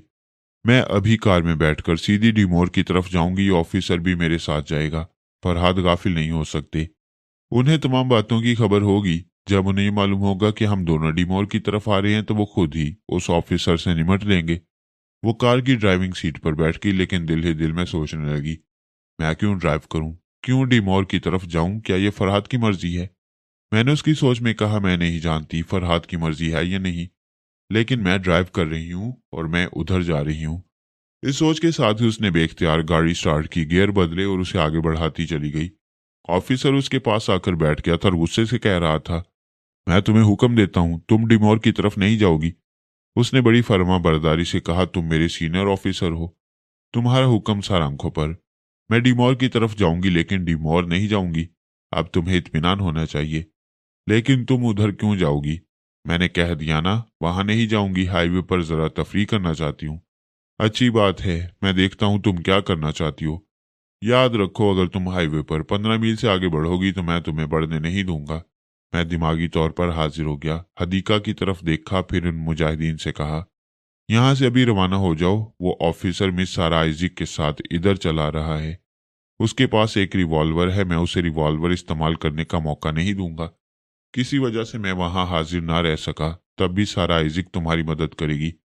एक बात याद रखो, सारा को किसी किस्म का नुकसान नहीं पहुंचना चाहिए। वो यहूदी जरूर है, वहां की सीक्रेट सर्विस से भी ताल्लुक रखती है, लेकिन तुम लोगों की दुश्मन नहीं है। वो हमेशा तुम्हारे काम आ सकती है। वो वहां से रवाना होने के लिए तैयार हो गए। हदीका मेरे पास आई, अपना हाथ बढ़ाया। मैंने उसके हाथ को थाम लिया। वो सर उठाए मेरी तरफ यूं देख रही थी जैसे कुछ बोलना चाहती हो। मैंने दिल ही दिल में कहा, सूरत नजर नहीं आती, लेकिन बेख्तियार बोलने की सूरत तो निकल आई। जज्बों से मजबूर होकर बोल पड़े। शायद वो बोल पड़ती, अगर जरा देर मेरे रूबरू रहती, अपने आप पर काबू न पा सकती। वो फौरन ही एक झटके से घूमकर तेजी से दरवाजे पर पहुंच गई। वहां से पलटकर मेरी जानिब देखा, पता नहीं वो चादर के पीछे से कैसे देख लेती होगी। काश इस तरह देख लेने का हुनर मुझे भी आता। हाय, क्या ये वही है जिसे देखकर भी मैं देख ना सका? क्या तकदीर फिर ऐसे लम्हात से गुजारेगी जब मैं उसे तमाम जज्बा असर के लिए पाऊंगा, मगर एक नजर के लिए। उसने जाते जाते एक नजर मुझ पर डाली होगी, फिर वो चली गई, नजरों से ओझल हो गई। मैंने चारों तरफ घूमकर उस कमरे को देखा, फिर बिस्तर को देखा। ऐसा तो कोई महबूब आज तक ना देखा ना सुना जो इतना करीब हो, अपनी हर अदा से अपने वजूद का यकीन दिलाता हो, मगर नजरों से ओझल रहा हो। अरे ओ चादर वाली, तू बहुत याद आएगी। मैं लैला के गाइड ऑफिसर के पास पहुंच गया। वो गाड़ी में बैठा हाईवे पर पहुंच गया था। मैंने उसके दिमाग को कुरीदना शुरू किया। पता चला वो उन सीक्रेट सर्विस के आदमियों से ट्रांसमीटर के जरिए राब्ता कायम कर सकता है और मालूम कर सकता है कि फरहाद को घेरने और वहां से इसराइल तक ले जाने के सिलसिले में क्या इंतजामात हो चुकी हैं। वो मेरी मर्जी के मुताबिक बेख्तियार ट्रांसमीटर के जरिए राब्ता कायम करने लगा। लैला ड्राइविंग के दौरान कनखियों से उसे देख रही थी और मालूम करना चाहती थी वो किससे राब्ता कायम करता है और क्या कहता है। राब्ता कायम हो गया। उसने कोड वर्ड्स के जरिए अपनी शनाख्त कराई, फिर पूछा, फरहाद के सिलसिले में क्या हो रहा है? किले से एक आदमी ने कहा, सर इस वक्त 11:10 हुए हैं। ठीक 12 बजे हमारा हेलीकॉप्टर किले के अंदर आएगा। उस वक्त हम अपना काम कर गुजरेंगे। उसकी तफसील कुछ यूं है, अभी थोड़ी देर में फरहाद सी सरपंच की फैमिली के साथ खाना खाने उनके रिहायशी हिस्से में जाएगा। ऐसे ही वक्त हम उसे जख्मी करेंगे। उसके जिस्म के किसी ऐसे हिस्से पर गोली मारी जाएगी जिससे वो हलाक ना हो, सिर्फ जख्मी हो। ऐसी हालत में वो ख्याल ख्वानी नहीं कर सकेगा। इस तरह हम उसकी टेलीपैथी से महफूज रहेंगे। गाइड ऑफिसर ने कहा, वेरी गुड, बहुत अच्छा आइडिया, आगे बोलो।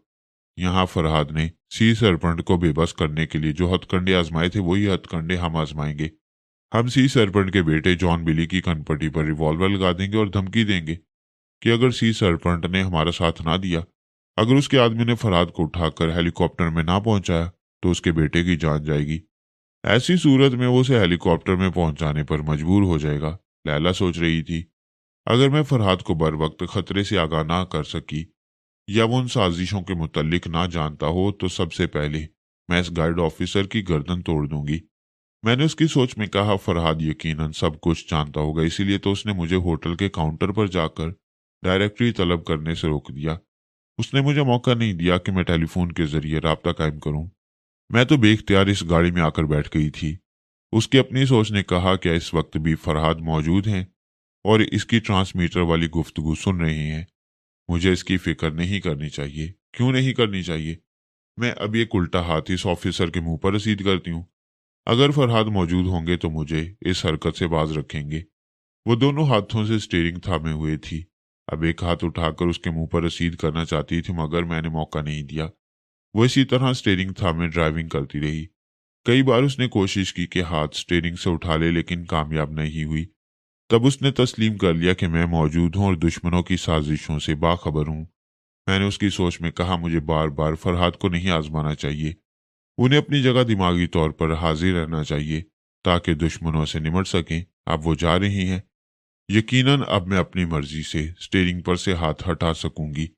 दूसरे लम्हे उसने हाथ को आजमाइशी तौर पर वहां से हटाया तो कामयाब हो गई। बासानी उसे हटाने के बाद फिर स्टीयरिंग पर ले आई। इसके बाद जेर लब मुस्कुराने लगी। सी सरपंच खाने के लिए मेरा इंतजार कर रहा था। मैंने उसे मुखातिब किया तो वो चौंक कर अपनी जगह से उठ गया। मैंने कहा, बैठे रहो और तवज्जो से मेरी बात सुनो।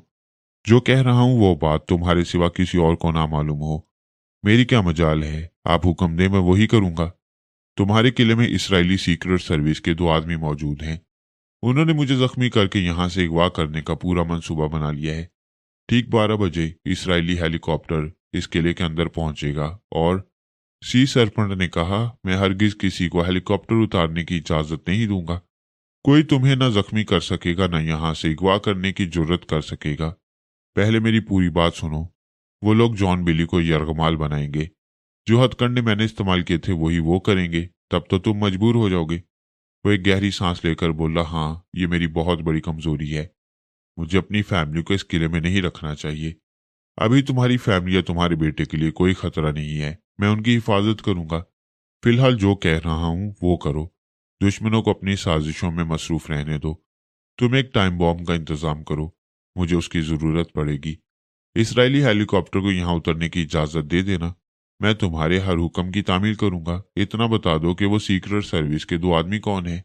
थोड़ी देर में तुम्हारे सामने बेनकाब हो जाएंगे। मैं उस शख्स के दिमाग में पहुंच गया जो सीक्रेट सर्विस का आदमी था और मुझे जख्मी करके ख्याल ख्वानी के नाकाबिल बनाना चाहता था। वो अपने साथी से पूछ रहा था, क्या हुआ? तुमने सी सरपंच के खानसामा को शीशे में उतारा? बहुत मुश्किल है, वो राजी नहीं हो रहा। मैंने उसे बड़े से बड़ा लालच दिया, ये काम हमें खुद ही करना होगा। अगर हमने किसी और को अपना राजदार बनाने की कोशिश की तो ये बात फरहाद तक पहुंच जाएगी और हम नाकाम हो जाएंगे। वो अब खुद ही सारा काम करना चाहती थी। मैंने फिलहाल उन दोनों को छोड़ दिया। सी सरपंच से कहा, फोन के जरिए अपने बीवी बच्चों से कहो वो एक कमरे में बंद रहें। जब तक तुम उन्हें खोलने के लिए ना कहो वो दरवाजा न खोलें और ना ही अपने किसी मुलाजिम को कमरे में आने दें। वो फौरन ही मेरी हदायत के मुताबिक अपनी बीवी से राब्ता कायम करने लगा। उसी वक्त मैंने अपने दिमाग में रसवंती को महसूस किया। वो कह रही थी, फरहाद, सोनिया के दिमाग में पहुंचो, कुछ जरूरी बातें करनी है। मैं सोनिया के पास पहुंच गया।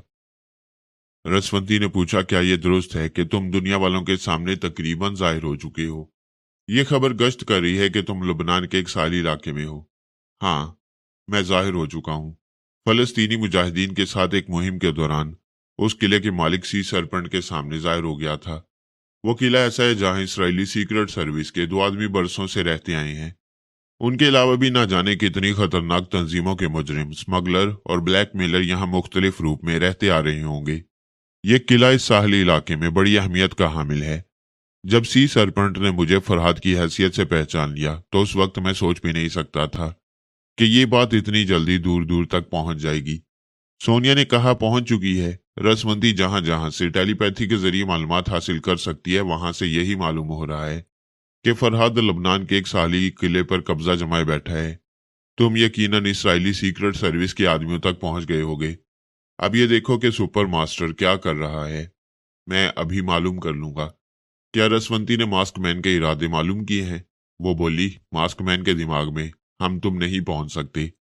लेकिन वो बेखबर नहीं होगा, उसे बहुत पहले मालूम हो चुका होगा कि तुम कहाँ मौजूद हो। ये तमाम लोग तुम्हारे इस किले को चारों तरफ से घेरने की कोशिश कर रहे होंगे। मैं सुपर मास्टर के दिमाग में पहुंच गया। ये बात मालूम हुई कि वो पहले ही इस किले को घेरने के लिए एक बहरी जंगी जहाज रवाना कर चुका है और वो अब तक उस किले के करीब समुद्री हिस्से में पहुंच चुका है।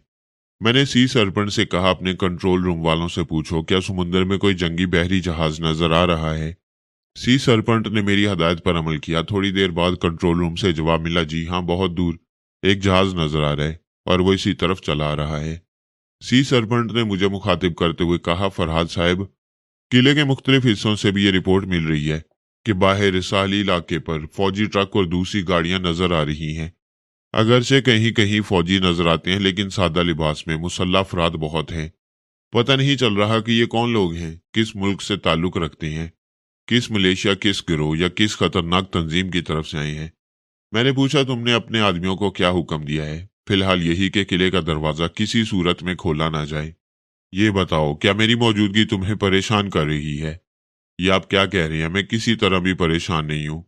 सिर्फ ये सोच रहा हूँ अगर आपको कोई नुकसान पहुंच गया तो मेरी बीवी बच्चों की खैरियत नहीं है। तुम उनकी तरफ से बिल्कुल मुतमईन रहो, उन्हें जरा आंच नहीं आएगी। ये तमाम भीड़ जो किले के चारों तरफ लगी हुई है 1 घंटे के अंदर छट जाएगी। मैं फिर सुपर मास्टर के दिमाग में पहुंच गया। रसवंती मेरे पास मौजूद थी। मैंने कहा, अच्छी बात है, तुम भी सुपर मास्टर की आवाज और लब्बो लहजे को समझ लो। मैं चुपचाप उसके दिमाग में था।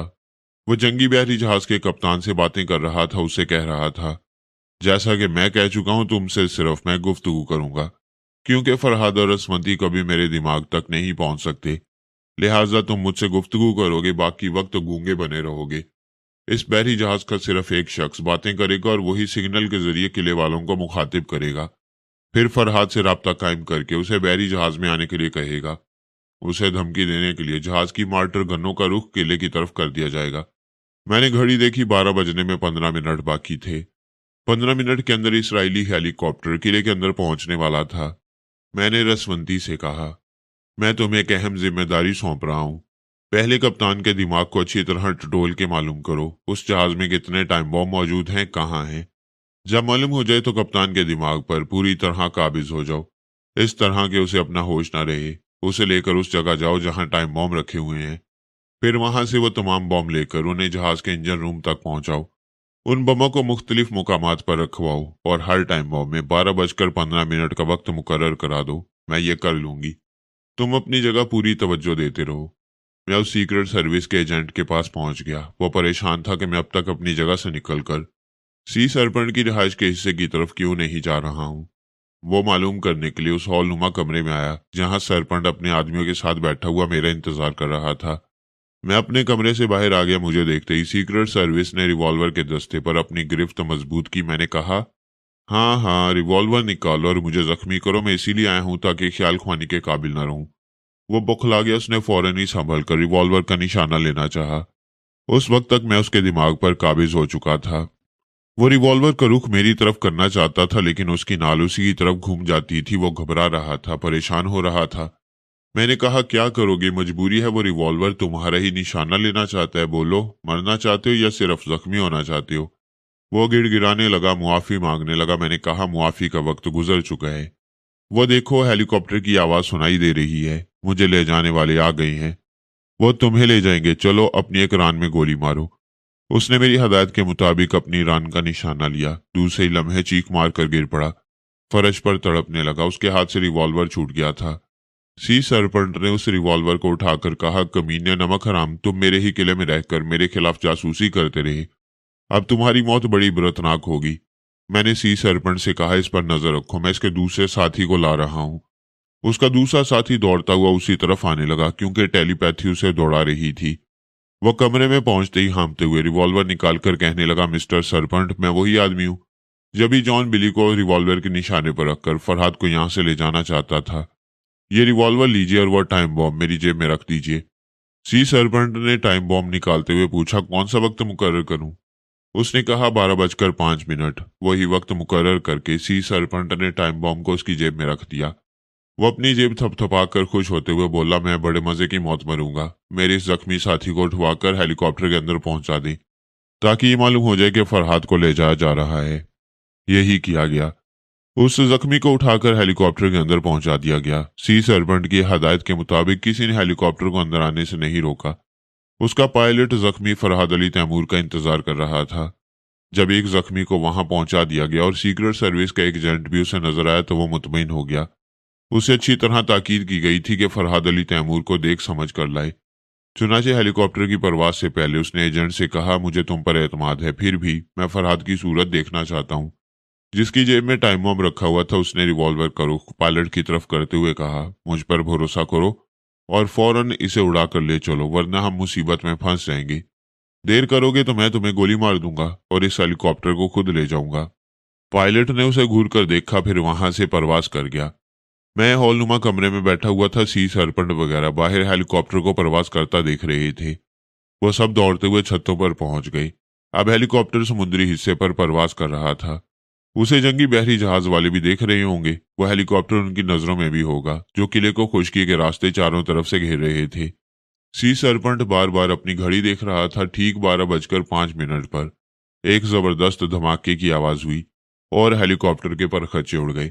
वह टुकड़े होकर समुद्र की गोद में जा रहा था। मैं फौरन ही बहरी जहाज के कप्तान के दिमाग में पहुंच गया। वो दूरबीन आंखों से लगाकर हेलीकॉप्टर का अंजाम देख रहा था। कप्तान के दिमाग ने बताया कि वो भी थोड़ी देर पहले जाने कैसे चंद लम्हों के लिए गायब दिमाग हो गया था।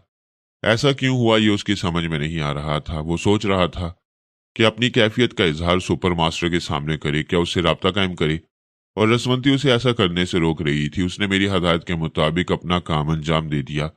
6 अदद टाइम बॉम्ब बहरी जहाज के निचले हिस्से में, जहां उसका भारी भरकम इंजन काम कर रहा था, वहीं उन्हें मुख्तलिफ मुकामात पर रखवा दिया था और उनकी ब्लास्टिंग के लिए 12:15 का वक्त मुकर्रर कर दिया था। मैंने रसवंती से कहा, तुमने अपना काम बखैर खूबी अंजाम दिया है। अभी 10 मिनट तक उसके दिमाग में रहना होगा। धमाका होते ही तुम्हारा काम खत्म हो जाएगा। तुम मेरी फिक्र न करो, अपनी जगह मौजूद रहकर अपना ख्याल रखो। मैंने सी सरपंच के पास पहुंचकर कहा, तुम किले के उन बड़े दरवाजों की तरफ स्पीकर के जरिए अपनी आवाज सुनाओ और वहां घेरा डालने वालों से कहो, अभी उन्होंने एक हेलीकॉप्टर की तबाही देखी है। चंद मिनट के बाद एक और धमाका सुनेंगे। अगर वो अपनी सलामती चाहती हैं तो फौरन यहां से कूच कर जाएं। सी सरपंट मेरी हदायत के मुताबिक माइक्रोफोन के पास गया और बुलंद आवाज से वही कहने लगा जो मैंने समझाया था। उसने यह ऐलान 2 बार किया। तीसरी बार मैंने उससे कहा, तुम उन लोगों को वार्निंग दो जो तुम्हारे किले के अंदर जासूसी कर रहे हैं। उसने माइक्रोफोन के जरिए कहा, मैं किले के अंदर अपने वफादारों और गद्दारों दोनों को मुखातिब कर रहा हूं। उन्होंने देखा है कि यहां से मेरे वो 2 आदमी गए जो बरसों से मेरी वफादारी की कस्में खाते थे, लेकिन टेलीपैथी के जरिए उनका राज फाश हो गया। वो इसराइली एजेंट थे और फरहाद को यहां से ले जाना चाहते थे। उनका अंजाम तुम सब ने देख लिया। अब मैं बाकी गद्दारों को वार्निंग दे रहा हूं। अगर उन्होंने खुद आकर यहां अपने आप को जाहिर ना किया तो फरहाद अली तैमूर उन्हें बेनकाब करना और उन्हें अजियतनाक सजाएं देना जानता है। ऐलान खत्म हुआ। ऐलान खत्म होते ही सी सरपंच एकदम से उछलकर फर्श पर गिर पड़ा। इतने जबरदस्त धमाके की आवाज समुद्र की तरफ से आई थी जैसे जलजला आ गया हो। समुद्र की लहरें जैसे सैकड़ों फुट ऊंची हो गई थी। टावर के कंट्रोल रूम से चीख चीख कर कहा जा रहा था। सी सरपंच को मुखातिब किया जा रहा था, सर, वो जंगी बहरी जहाज जो हमारी तरफ आ रहा था अचानक ही जबरदस्त धमाकों के साथ तबाह हो गया है। वह ऐसे पानी में गुम हो रहा है जैसे कभी मुकम्मल जहाज ना था। सिर्फ उसका कुछ हिस्सा दिखाई दे रहा है, अब वो भी डूबने वाला है। सी सरपंच फर्श पर बैठा थर थर कांप रहा था और खौफजदा नजरों से मुझे देख रहा था। उसकी सोच कह रही थी, मेरे सामने कौन खड़ा हुआ है? क्या ये इंसान है? ये जल्जला है, तूफान है, ये ऐसा मलिकुल मौत है जो खामोशी से नहीं धमाकों के साथ आता है और इंसानियत साहब को तोड़ फोड़ कर रख देता है। मैं दुश्मनों के दिलों में यह दहशत बिठा चुका था कि फिजाई रास्तों से और बहरी रास्तों से आने वालों का क्या अंजाम हो सकता है। अब खुशकी के रास्ते से जो मुझे घेरने के लिए आए हुए थे उनसे निमटना रह गया था और उनसे निमटने के कई जराए थे। सबसे पहले मैं रसवंती के पास पहुंचा। वो सोनिया के साथ मसरूफ थी। मुख्तलिफ ममालिक और मुख्तलिफ तंजीमों के नुमाइंदा लोगों से अहम मामलात पर गुफ्तगू कर रही थी। वो मामलात कुछ तो मुझसे मुतल्लिक थे और कुछ रसवंती की फर्जी मौत से। जब मैं वहां पहुंचा तो सोनिया मास्क मैन के एक बॉस से ट्रांसमीटर पर गुफ्तगू कर रही थी। मैंने कहा, इससे कह दो अगर इसके आदमी किले का मुहासरा करने से बाज न आएंगे तो ठीक 20 मिनट के अंदर इसके मुल्क को इतना जबरदस्त नुकसान पहुंचेगा जो इनके लिए नाकाबिले बर्दाश्त होगा। जवाबन कहा गया, मादाम सोनिया, हम आपको यकीन दिलाते हैं कि डेमोर में सी सर्पेंट के किले को हमारे आदमियों ने नहीं घेरा है। सोनिया ने कहा, बैरोत में तुम्हारी तंजीम का जो बॉस है मुझे उसका नाम बताओ और उससे राब्ता कायम कराओ। मैं अभी मास्क मैन से इस सिलसिले में बात करता हूँ, क्योंकि मुख्तलिफ ममालिक में हमारे जो बॉस हैं उनसे मेरा ज़ाती राब्ता नहीं है, ये मास्क मैन के जरिए ही करा सकता हूँ। Please wait a minute. थोड़ी देर के लिए खामोशी छा गई। इसके बाद फिर उसकी आवाज सुनाई दी। हमारे मास्क मैन का कहना है कि इन दिनों बेरोत में हमारा कोई बॉस नहीं। जब से खाना जंगी छिड़ी है उस वक्त से हमने अपने बॉस को वहां से हटा लिया है। अब तक वहां किसी की तकर्री नहीं हुई। मैं बाबा साहब के head of the department Sheikh Al Faras Ghulam Hussain अल बरकी के दिमाग में पहुंच गया। उन्हें मुखातिब किया तो वह हैरानी से बोले, फरहाद, क्या वाकई तुम हो? जी हाँ, मैं अभी अपने मुतल्लिक ज्यादा गुफ्तगू नहीं कर सकता। आप फौरन अपने इदारे के रिकॉर्ड रूम जाएं या वहीं से रिकॉर्ड रूम वालों से राब्ता कायम करें। मैं उनके दिमागों में पहुंच जाऊंगा। तुम क्या मालूम करना चाहती हो? मैं मास्क मैन, सुपर मास्टर और दूसरे ममालिक के अहम नुमाइंदों की आवाजें सुनना चाहता हूँ। आपके यहाँ तमाम आवाजों की कैसेट और उनसे मुतल्लिक दस्तावेजी फिल्में मौजूद हैं। शेख अल फारस ने फोन के जरिए रिकॉर्ड रूम के इंचार्ज से राब्ता कायम किया। फिर उसे कहा, मिस्टर फरहाद अली तैमूर तुमसे राब्ता कायम करने वाले हैं। उनके हस्बे मंशा मालूमात फराहम करो। जी बहुत अच्छा। मैंने उसके दिमाग में पहुंचकर कहा, मैं बेरौत के बॉस की आवाज सुनना चाहता हूँ। वो एक मेज के पास पहुंचा। वहां एक कुर्सी पर आराम से बैठकर उसने कंप्यूटर को हैंडल करने का एक इंस्ट्रूमेंट निकाला। फिर उसने सामने वाले स्क्रीन को ऑन कर दिया। इसके बाद इंस्ट्रूमेंट के जरिए मालूमात हासिल करने लगा। सामने स्क्रीन पर मालूमात फराहम हो रही थी। मैंने कहा, मैं तुम्हारे दिमाग के जरिए से पढ़ रहा हूँ। स्क्रीन पर लिखा हुआ था, लुइस मार्टिन अब से 1.5 बरस पहले बेरौत से जा चुका है। वो मास्कमैन की तंजीम के बॉस के ओहदे से सुबकदोश हो चुका था। रिकॉर्ड रूम के इंचार्ज ने इंस्ट्रूमेंट को फिर ऑपरेट किया। उसके मुताबिक कंप्यूटर बताने लगा। स्क्रीन पर तहरीर नमूदार होने लगी। वहां लिखा हुआ था, लुइस मार्टिन से ताल्लुक रखने वाली आवाजों का cassette room number 3 rack number 14 और लॉकर नंबर 9 में है। इंचार्ज ने कंप्यूटर को ऑफ किया, इंस्ट्रूमेंट को वहां रखा, फिर रूम नंबर 3 में पहुंचा। वहां रैक नंबर 14 के उस लॉकर में जिसका नंबर 9 था वो कैसेट रखा हुआ था। उसने लॉकर को खोलकर वो कैसेट निकाला, फिर एक रिकॉर्डर में रखकर उसे ऑन कर दिया। चंद लम्हों के बाद ही मुझे लुइस मार्टिन की आवाज सुनाई दी। वो अब से 1.5 बरस पहले बैरोत में मास्कमैन की तरफ से बॉस मुकर्रर किया गया था। वो कह रहा था, मैं सुन रहा था।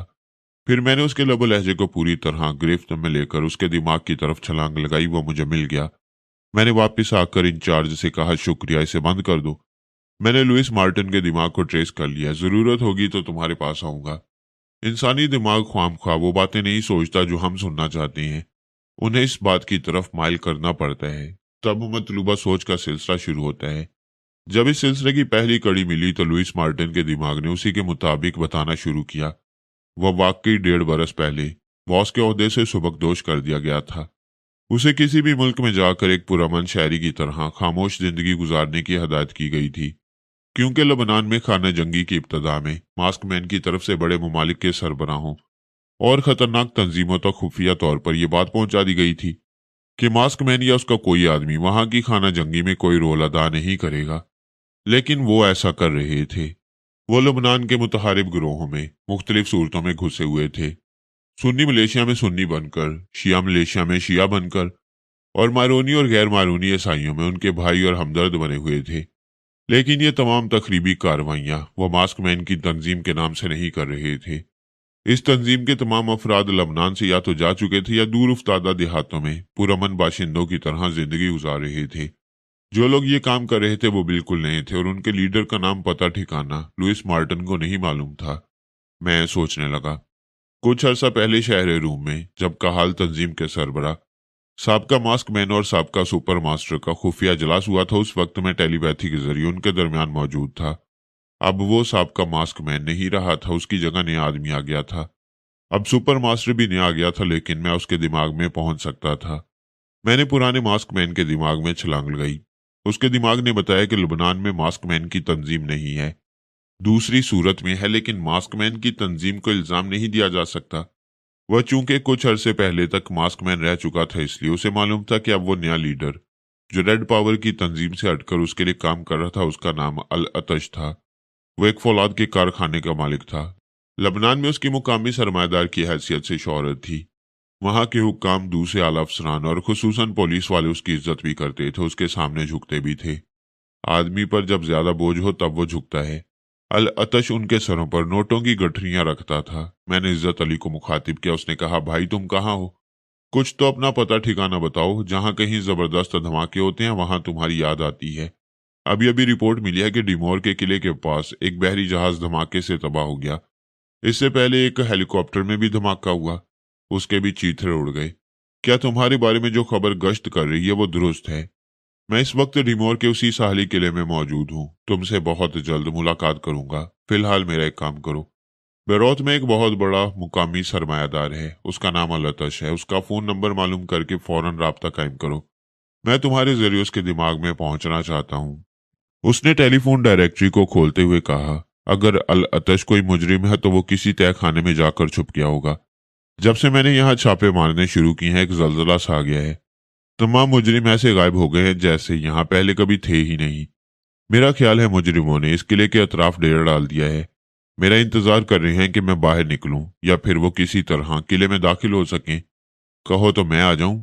आ सकती हो, मगर हेलीकॉप्टर में, ताकि हमारे किले का गेट ना खोलना पड़े।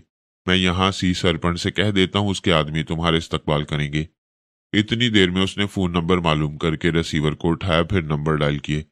थोड़ी देर बाद ही किसी औरत की आवाज सुनाई दी। यकीनन वो उसकी सेक्रेटरी होगी। इज्जत अली ने कहा, मैं मिस्टर अल अतश से मिलना चाहता हूँ। बहुत जरूरी पैगाम है। आप कौन है? अल अतश से सिर्फ इतना कहना कि पुलिस का एक ऑफिसर हूँ, अपना नाम नहीं बता सकता। वैसे अल अतश से मेरे खास मुरासिम है। मैं इज्जत अली के मुतालिक बहुत जरूरी इतला देना चाहता हूँ। उसे थोड़ी देर इंतजार करने के लिए कहा गया। फिर एक मर्दाना आवाज सुनाई दी, हेलो, मैं अल अतश हूँ, क्या खबर है? अब तक तो खैरियत है, लेकिन ये इज्जत अली तमाम जुराइम पेशा अफराद को तिनकों की तरह उड़ाई लिए जा रहा है। मेरी इतला के मुताबिक वो आपके पीछे भी पड़ गया है, कुछ जरूरी मालूमात हासिल कर रहा है। मैं इतनी देर में अल अतश के दिमाग में पहुंचकर तस्दीक कर चुका था, मेरा शिकार वही था। मैंने इज्जत अली से कहा, फोन रख दो, मेरा काम बन गया। मैं उसके पास पहुंच गया। वो हेलो हेलो कह रहा था, लेकिन इज्जत अली रिसीवर रख चुका था। उसने भी रिसीवर को क्रैडल पर पटकते हुए सोचा, इज्जत अली मेरे पीछे पड़ गया तो क्या बिगाड़ लेगा? मेरे खिलाफ कोई सबूत नहीं है। मैंने उसकी सोच में कहा, सुना है डॉक्टर विलियम ब्रोक को भी खुद पर बड़ा नाज था। उसका दावा था कि कोई उसके खिलाफ सबूत फराहम नहीं कर सकता। उसने जहां भी अपनी अहम दस्तावेजात छुपा रखी थी, इज्जत अली वहां तक पहुंच गया। वो परेशानी से सोचता हुआ अपने एक प्राइवेट कमरे में पहुंचा। दरवाजे को अंदर से बंद कर दिया। उसकी सोच बता रही थी वहां उसकी अहम दस्तावेजात भी हैं और एक ट्रांसमीटर भी है जिसके जरिए वो बराह रास्त मास्क मैन से राब्ता कायम करता है। ये सोच पड़ते ही मेरा दिल खुशी से धड़कने लगा। मैंने उसकी सोच में पूछा, ये तो कभी हो नहीं सकता कि मास्क मैन अपने किसी मातिहत से राब्ता कायम करे। मैं कोई मातिहत नहीं हूँ। मैं लबनान का सबसे बड़ा सरमायादार हूँ। फिर ये कि मास्क मैन की दुखती रग मेरे हाथ में है।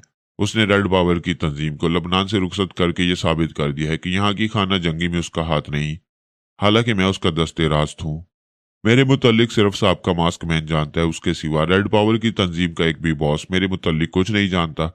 और साहब मास्क मैन पर तो मौजूदा मास्क मैन को भरोसा करना ही पड़ेगा। वो साहब मास्क मैन अपने ओहदे से सुबकदोश होने के बाद कहाँ गया, क्या कर रहा है, ये कोई नहीं जानता।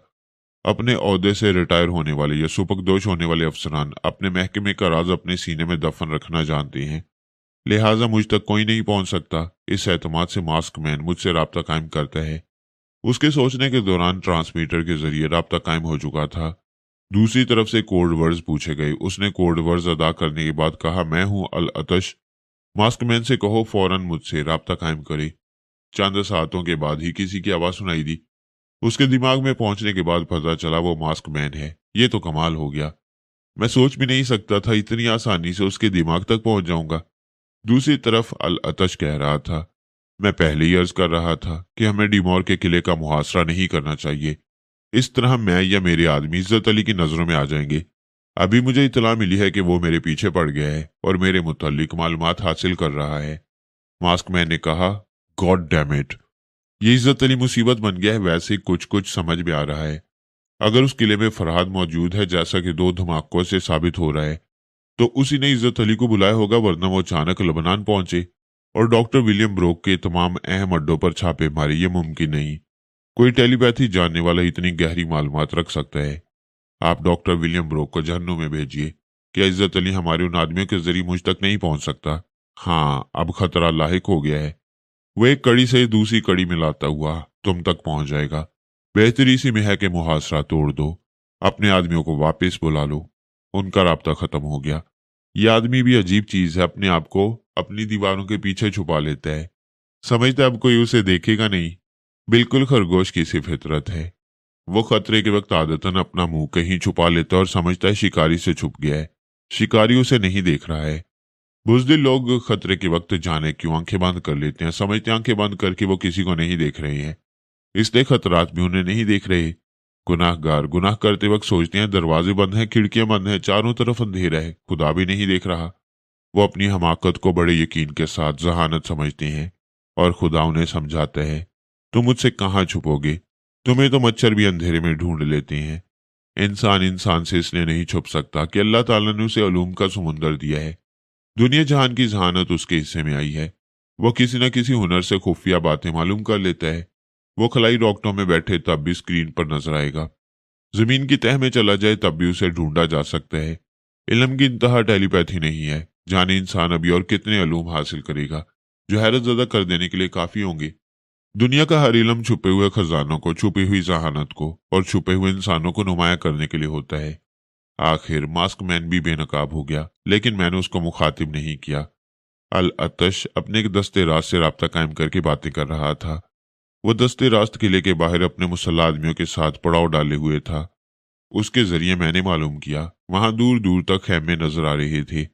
मुख्तलिफ ममालिक के या तंजीमों के लोग सिर्फ इस मकसद से वहां मौजूद थे कि मैं किले के बाहर ना आऊं, या दूसरे लफ्जों में खुश्की के रास्ते किसी दूसरी जगह ना जा सकूं। अगर हेलीकॉप्टर वगैरह के जरिए जाऊंगा तो फिजाई रास्ते से रोकने के लिए दूसरे इंतजाम किए गए थे। इसी तरह बहरी रास्तों पर भी नाकाबंदी की गई थी, जिसका अंजाम उन्होंने देख लिया था। इसके बावजूद उनके ख्यालात पढ़कर मालूम हो रहा था कि वो बाज आने वाले नहीं। एक बहरी जहाज तबाह हुआ है, दूसरे कई बहरी जहाज मुख्तलिफ सिमतों से आने वाले थे। इसी तरह मुझे फिजाई रास्ते से रोकने के लिए जासूसी और जंगी हथियार इस्तेमाल किए जाने वाले थे। अल अतश ने अपने दस्ते रास्त को हुक्म दिया था कि वो घेराव खत्म कर दें और वापस आ जाएं, लेकिन मैं कब वापस जाने का मौका दे सकता था, मैं उसके दिमाग पर काबिज हो गया। उसने खेमे से बाहर निकलकर देखा, तकरीबन 100 गज के फासले पर दूसरी पार्टी पड़ाव डाले हुए थी। मैं उसे जरा आगे ले गया। उसके साथ तकरीबन 6 मुसल्ला आदमी थे, हर एक के पास हैंड ग्रेनेड वगैरह भी थे। फिर उसने दूसरी पार्टी को बुलंद आवाज से मुखातिब करते हुए कहा, मैं तुम्हें पहले भी कह चुका हूं, यहाँ सिर्फ हम रहेंगे, हम फरहाद तक पहुंचेंगे, तुम लोगों को यहाँ से चले जाना चाहिए। मैं आखिरी वार्निंग दे रहा हूं। इस आखिरी वार्निंग के सिलसिले में दूसरी तरफ से गालियां दी गईं, जिसका नतीजा ये हुआ कि दस्ते रास्त ने मेरी मर्जी के मुताबिक पहला हैंड ग्रेनेड फेंका। फिर उसके हुक्म के मुताबिक उसके साथी भी यही करने लगे। दूसरी तरफ के पड़ाव में धमाके हो रहे थे, जवाबी कार्रवाई शुरू हो गई। वहां से भी हैंड ग्रेनेड फेंके जाने लगे, फिर मुसलसल फायरिंग होने लगी। मेरा काम बन गया। अब मैं दूसरे पड़ाव की तरफ वही हंगामे कराना चाहता था। इसके लिए मैंने उसके 4 आदमियों के साथ उसे दूसरी तरफ दौड़ा दिया। सिर्फ एक का दिमाग मेरे काबू में था, बाकी उसके हुक्म की तामील कर रहे थे। वहां भी यही सिलसिला हुआ। तीसरे पड़ाव की तरफ से चीख चीख कर कहा जा रहा था, ये क्या हमाकत है, आपस में टकराना बंद करो वरना हम में से कोई भी जिंदा नहीं बचेगा। उसकी बात खत्म होते ही दस्ते रास्त ने एक हैंड ग्रेनेड उसी की जाने फेंका। वह हैंड ग्रेनेड गोया एक चिंगारी थी, उसके बाद शोले भड़कते चले गए, एक कैंप से दूसरे कैंप और दूसरे कैंप से तीसरे कैंप और चौथे कैंप में। यही हंगामे शुरू हुए। अब कोई किसी को रोक नहीं सकता था। जो लोग अपने बचाव की खातिर वहां से फरार होना चाहते थे, दूसरे उनका ताकुब करते थे। नतीजे के तौर पर फरार होने वाले पलटकर हमला करते थे। जवाबी हमला लाजमी हो जाता था। डिमोर शहर की पुलिस वहां पहले ही पहुंची हुई थी। गैर कानूनी कैंपिंग के सिलसिले में उनका मुहासरा करने के बाद नाकाम वापस चली गई थी। उसके बाद फौज आई थी, लेकिन ऐसे वक्त आई थी जब हंगामे शुरू हो चुके थे। नतीजा यह हुआ कि फौज को भी अपनी हिफाजत की और उन्हें बाज रखने की खातिर फायरिंग करना पड़ी। फौज कामयाब हो गई। 45 मिनट के अंदर हंगामे सर्द पड़ गए। सर्द इसलिए पड़ गए कि हंगामा करने वाले सर्द पड़ गए थे। अब वहां लाशें ही लाशें नजर आ रही थी। जिंदा बचने वाले फरार हो गए होंगे या फौजियों की हिरासत में होंगे। थोड़ी देर बाद ही हमें ट्रांसमीटर के जरिए इतला मिली कि फौजी अफसरान किले का दरवाजा खोलने का हुक्म दे रहे हैं और फरहाद से मुलाकात करना चाहती हैं। मैंने उन फौजी अफसरान की आवाज़ें सुनी, फिर ट्रांसमीटर के जरिए कहा, उनसे कहो बहरी जहाज, हेलीकॉप्टर और किले के तरफ होने वाली तबाहियों को पेश नजर रखें और चुपचाप अपनी बैरकों में वापस चले जाएं, वरना कोई भी जिंदा सलामत वापस नहीं जा सकेगा। फरहाद ने अगर जरूरी समझा तो खुद उनके पास आकर मुलाकात करेगा। फिलहाल किले के बाहर कोई मुसल्ला शख्स नजर न आए। ये वार्निंग सिर्फ आधे घंटे के लिए है। उसके बाद वहां पाया जाने वाला हर मुसल्ला शख्स अपने ही हथियार से खुदकुशी करेगा। मैं इज्जत अली के पास पहुंच गया। वो मेरे पास आने के लिए अपने हेलीकॉप्टर में जाना चाहता था, लेकिन लबनान के कई अफसरान ने उसका मुहासबा शुरू कर दिया। किसी ने पूछा, तुम वहां क्यों जा रहे हो? क्या फरहाद तुम्हें उस किले में आने की इजाजत देगा? किसी ने पूछा, अगर इजाजत देगा तो क्या उससे तुम्हारी दोस्ती है, तुम्हारे उसे दरीना ताल्लुकात नहीं है? ये ऐसे सवालात थे जिनका सही जवाब वो नहीं दे सकता था। अगर वो कहता कि फरहाद से दोस्ती है तो ये बात खुलकर सामने आ जाती कि रसवंती और सोनिया इस इंटरपोल के ऑफिसर की मदद से अपने बच्चों को नेपाल की सरहद से निकाल लाने में कामयाब हो गई थी। उसने जवाब दिया, फरहाद से दोस्ती तो दूर की बात है, मैंने आज तक उसकी सूरत नहीं देखी, उसकी आवाज नहीं सुनी, और भला सुन भी कैसे सकता हूँ। शायद आप लोगों को ये नहीं मालूम कि मैं योगा का माहिर हूँ। फरहाद की टेलीपैथी मुझे कोई नुकसान नहीं पहुंचा सकती। मैं वहां जाऊंगा तो वो मुझसे दुश्मनी नहीं करेगा, दोस्ती ही करना चाहेगा। क्या तुम उसे किसी तरह यहाँ ला सकोगे? मेरी पूरी कोशिश यही होगी। मैं जाऊंगा और तकरीबन 2-4 घंटे में वापस आ जाऊंगा। आप लोग जानते ही हैं, मैं शाम 4 बजे की फ्लाइट से लबनान छोड़ दूंगा। एक ऑफिसर ने कहा, मिस्टर इज्जत अली, मेरे पास भी एक ऐसा शख्स है जो योगा का माहिर है। फरहाद की टेलीपैथी उसे नुकसान नहीं पहुंचा सकती, लिहाजा आप उसे भी अपने साथ ले जाएं, वो आपके बहुत काम आएगा। मैंने फौरन ही उस ऑफिसर के दिमाग में छलांग लगाई। वो ब्लैक शैडो का आदमी था। ब्लैक शैडो हर माह उसे इतनी रकम देता था जिसके एवज वो इंटेलिजेंस का ऑफिसर अपने महकमे की तमाम खुफिया बातें बताता रहता था। मैंने उस शख्स के लबो लहजे को अच्छी तरह याद कर लिया। उधर इज्जत अली ने जवाब दिया, मुझे अफसोस है, मैं आपके किसी भी योगा मास्टर को अपने साथ नहीं ले जा सकूंगा। पहली बात तो ये कि मैं जहां जाता हूँ अपनी टीम के साथ जाता हूँ। हेलीकॉप्टर में मेरी पूरी टीम के लिए गुंजाइश नहीं है, सिर्फ 5 आदमी मेरे साथ जा रहे हैं। मिस्टर इज्जत अली, आप जहां भी जाते हैं वहां की इंटेलिजेंस और पुलिस वालों का ताउन हासिल करते हैं। आपका फर्ज है कि आप यहाँ की इंटेलिजेंस से भी ताउन करें।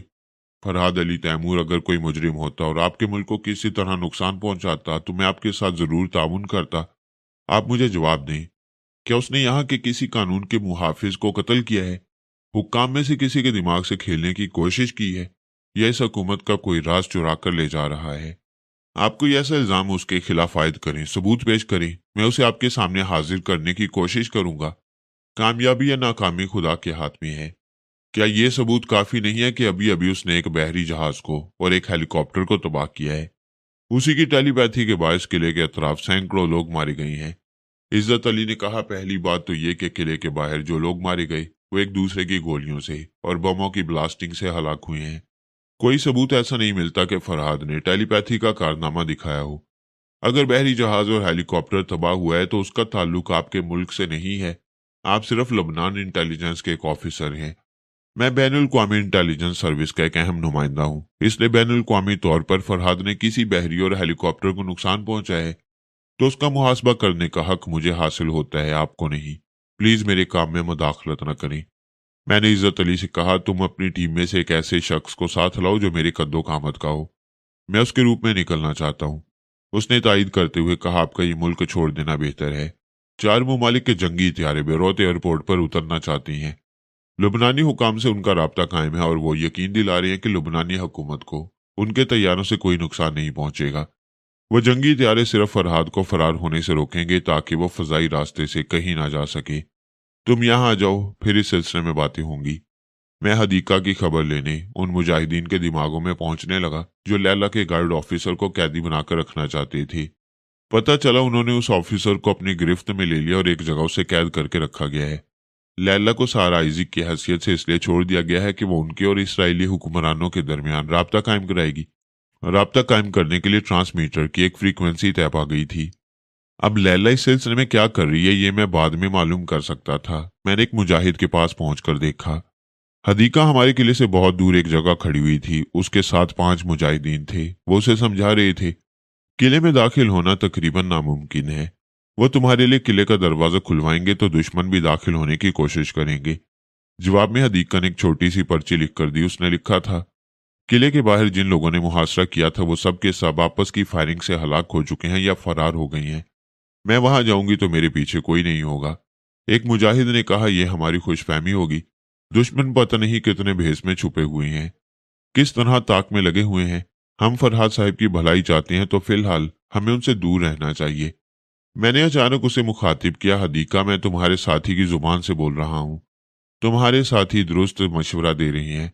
तुम इस किले में आना चाहोगी तो मेरे लिए मुश्किलात बढ़ जाएंगी। ना तुम आ सकती हो, ना मैं बाहर निकल सकता हूँ। कोशिश कर रहा हूँ किसी तरह इस इलाके को छोड़ दूं, बल्कि इस मुल्क से चला जाऊं। मेरी ये बात सुनते उसने चौंक कर सर उठाया। वो चादर के घूंघट में थी, ऐसे घूंघट में जिसे उसका चाहने वाला भी उठा ना सका, उसकी एक झलक ना देख सका, और तो और हल्की सी आवाज भी ना सुन सका। उस वक्त भी मेरे जाने की बात सुनकर वो जाने क्या कुछ कहना चाहती थी। उसने दोनों हाथ सीने पर रख लिए, अपने दिल को संभाल रही थी। उसका महबूब भी जिंदगी में इस तरह नहीं आया था जिस तरह मैं आया था, और आकर उससे दूर जा रहा था, उसका मुल्क छोड़ रहा था। ऐसे में उसकी क्या हालत हो रही होगी वो जानती होगी, उसका खुदा जानता होगा। मैंने कहा, मैं तुम्हारे दिमाग में होता तो तुम्हारे दिल की हालत जान सकता। अफसोस तुम्हारे करीब होकर भी दूर हूं। मैंने जरा तवक्कफ के बाद कहा, तुमने देखा होगा या सुना होगा, मैं एक जगह बैठा दुश्मनों को तबाह कर रहा हूं। उन्हें वार्निंग दे रहा हूं कि किले का मुहासरा ना करें। इसके बावजूद वो बाज नहीं आ रहे। मेरी टेलीपैथी से बचकर रहने की कोशिश करते हुए मुहासरा करने के मंसूबों पर चुपचाप अमल कर रहे हैं। मेरी मालूमात के मुताबिक समुद्री रास्तों से अभी कई बहरी जहाज इधर आने वाले हैं। फिजाई रास्तों को मसदूद करने के लिए कई मुमालिक के जंगी जहाज बैरूत एयरपोर्ट पहुंचने वाले हैं, खुश्की के रास्ते में। अगरचे मैंने किले के अतराफ पड़ाव डालने वाले दुश्मनों को इबरतनाक सजाएं दी हैं, इसके बावजूद इस किले से दूर रहकर और कौन कौन से रास्ते मसदूद किए जाएंगे ये मैं नहीं जानता, लेकिन समझ सकता हूं, और तुम भी इस बात को अच्छी तरह समझने की कोशिश करो। वो इनकार में सर हिलाने लगी। मैं जो समझा रहा था उसे समझने से इनकार करने लगी। मोहब्बत अपने सिवा कुछ नहीं समझना चाहती। सच तो यह है कि मैं भी उसके सिवा कुछ और समझना नहीं चाहता था, लेकिन हालात मजबूर कर रहे थे। जिस अंदाज में वो मुझे मिली थी, मैं उसे अभी छोड़ नहीं सकता था। मैं उसे दूर कर सकता था, ना खुद दूर जा सकता था। मैंने उसके साथी की जुबान से कहा, जरा एक तरफ चलो, मैं कुछ कहना चाहता हूँ। वो एक तरफ बढ़ गई। उसका साथी यानी मैं उसके साथ जा रहा था। दूसरे मुजाहिदीन से जरा दूर जाने के बाद मैंने आस्ती से कहा, मैं अभी तुम्हारे जिस साथी के दिमाग में हूं उसे अच्छी तरह टटोल कर इत्मीनान कर लिया है, ये गद्दार नहीं है। हमारी बातें किसी दूसरे तक नहीं पहुंचाएगा। हदीका, अपना हाथ मेरे हाथ में दो, मैं कुछ कहना चाहता हूँ। ये कहते हुए उसके साथी ने अपना हाथ उसकी तरफ बढ़ाया। वो एकदम पीछे हट गई। वो मानती थी कि फरहाद उससे गुफ्तगू कर रहा है, लेकिन ये भी मानती थी कि जो हाथ बढ़ रहा है वो फरहाद का नहीं है।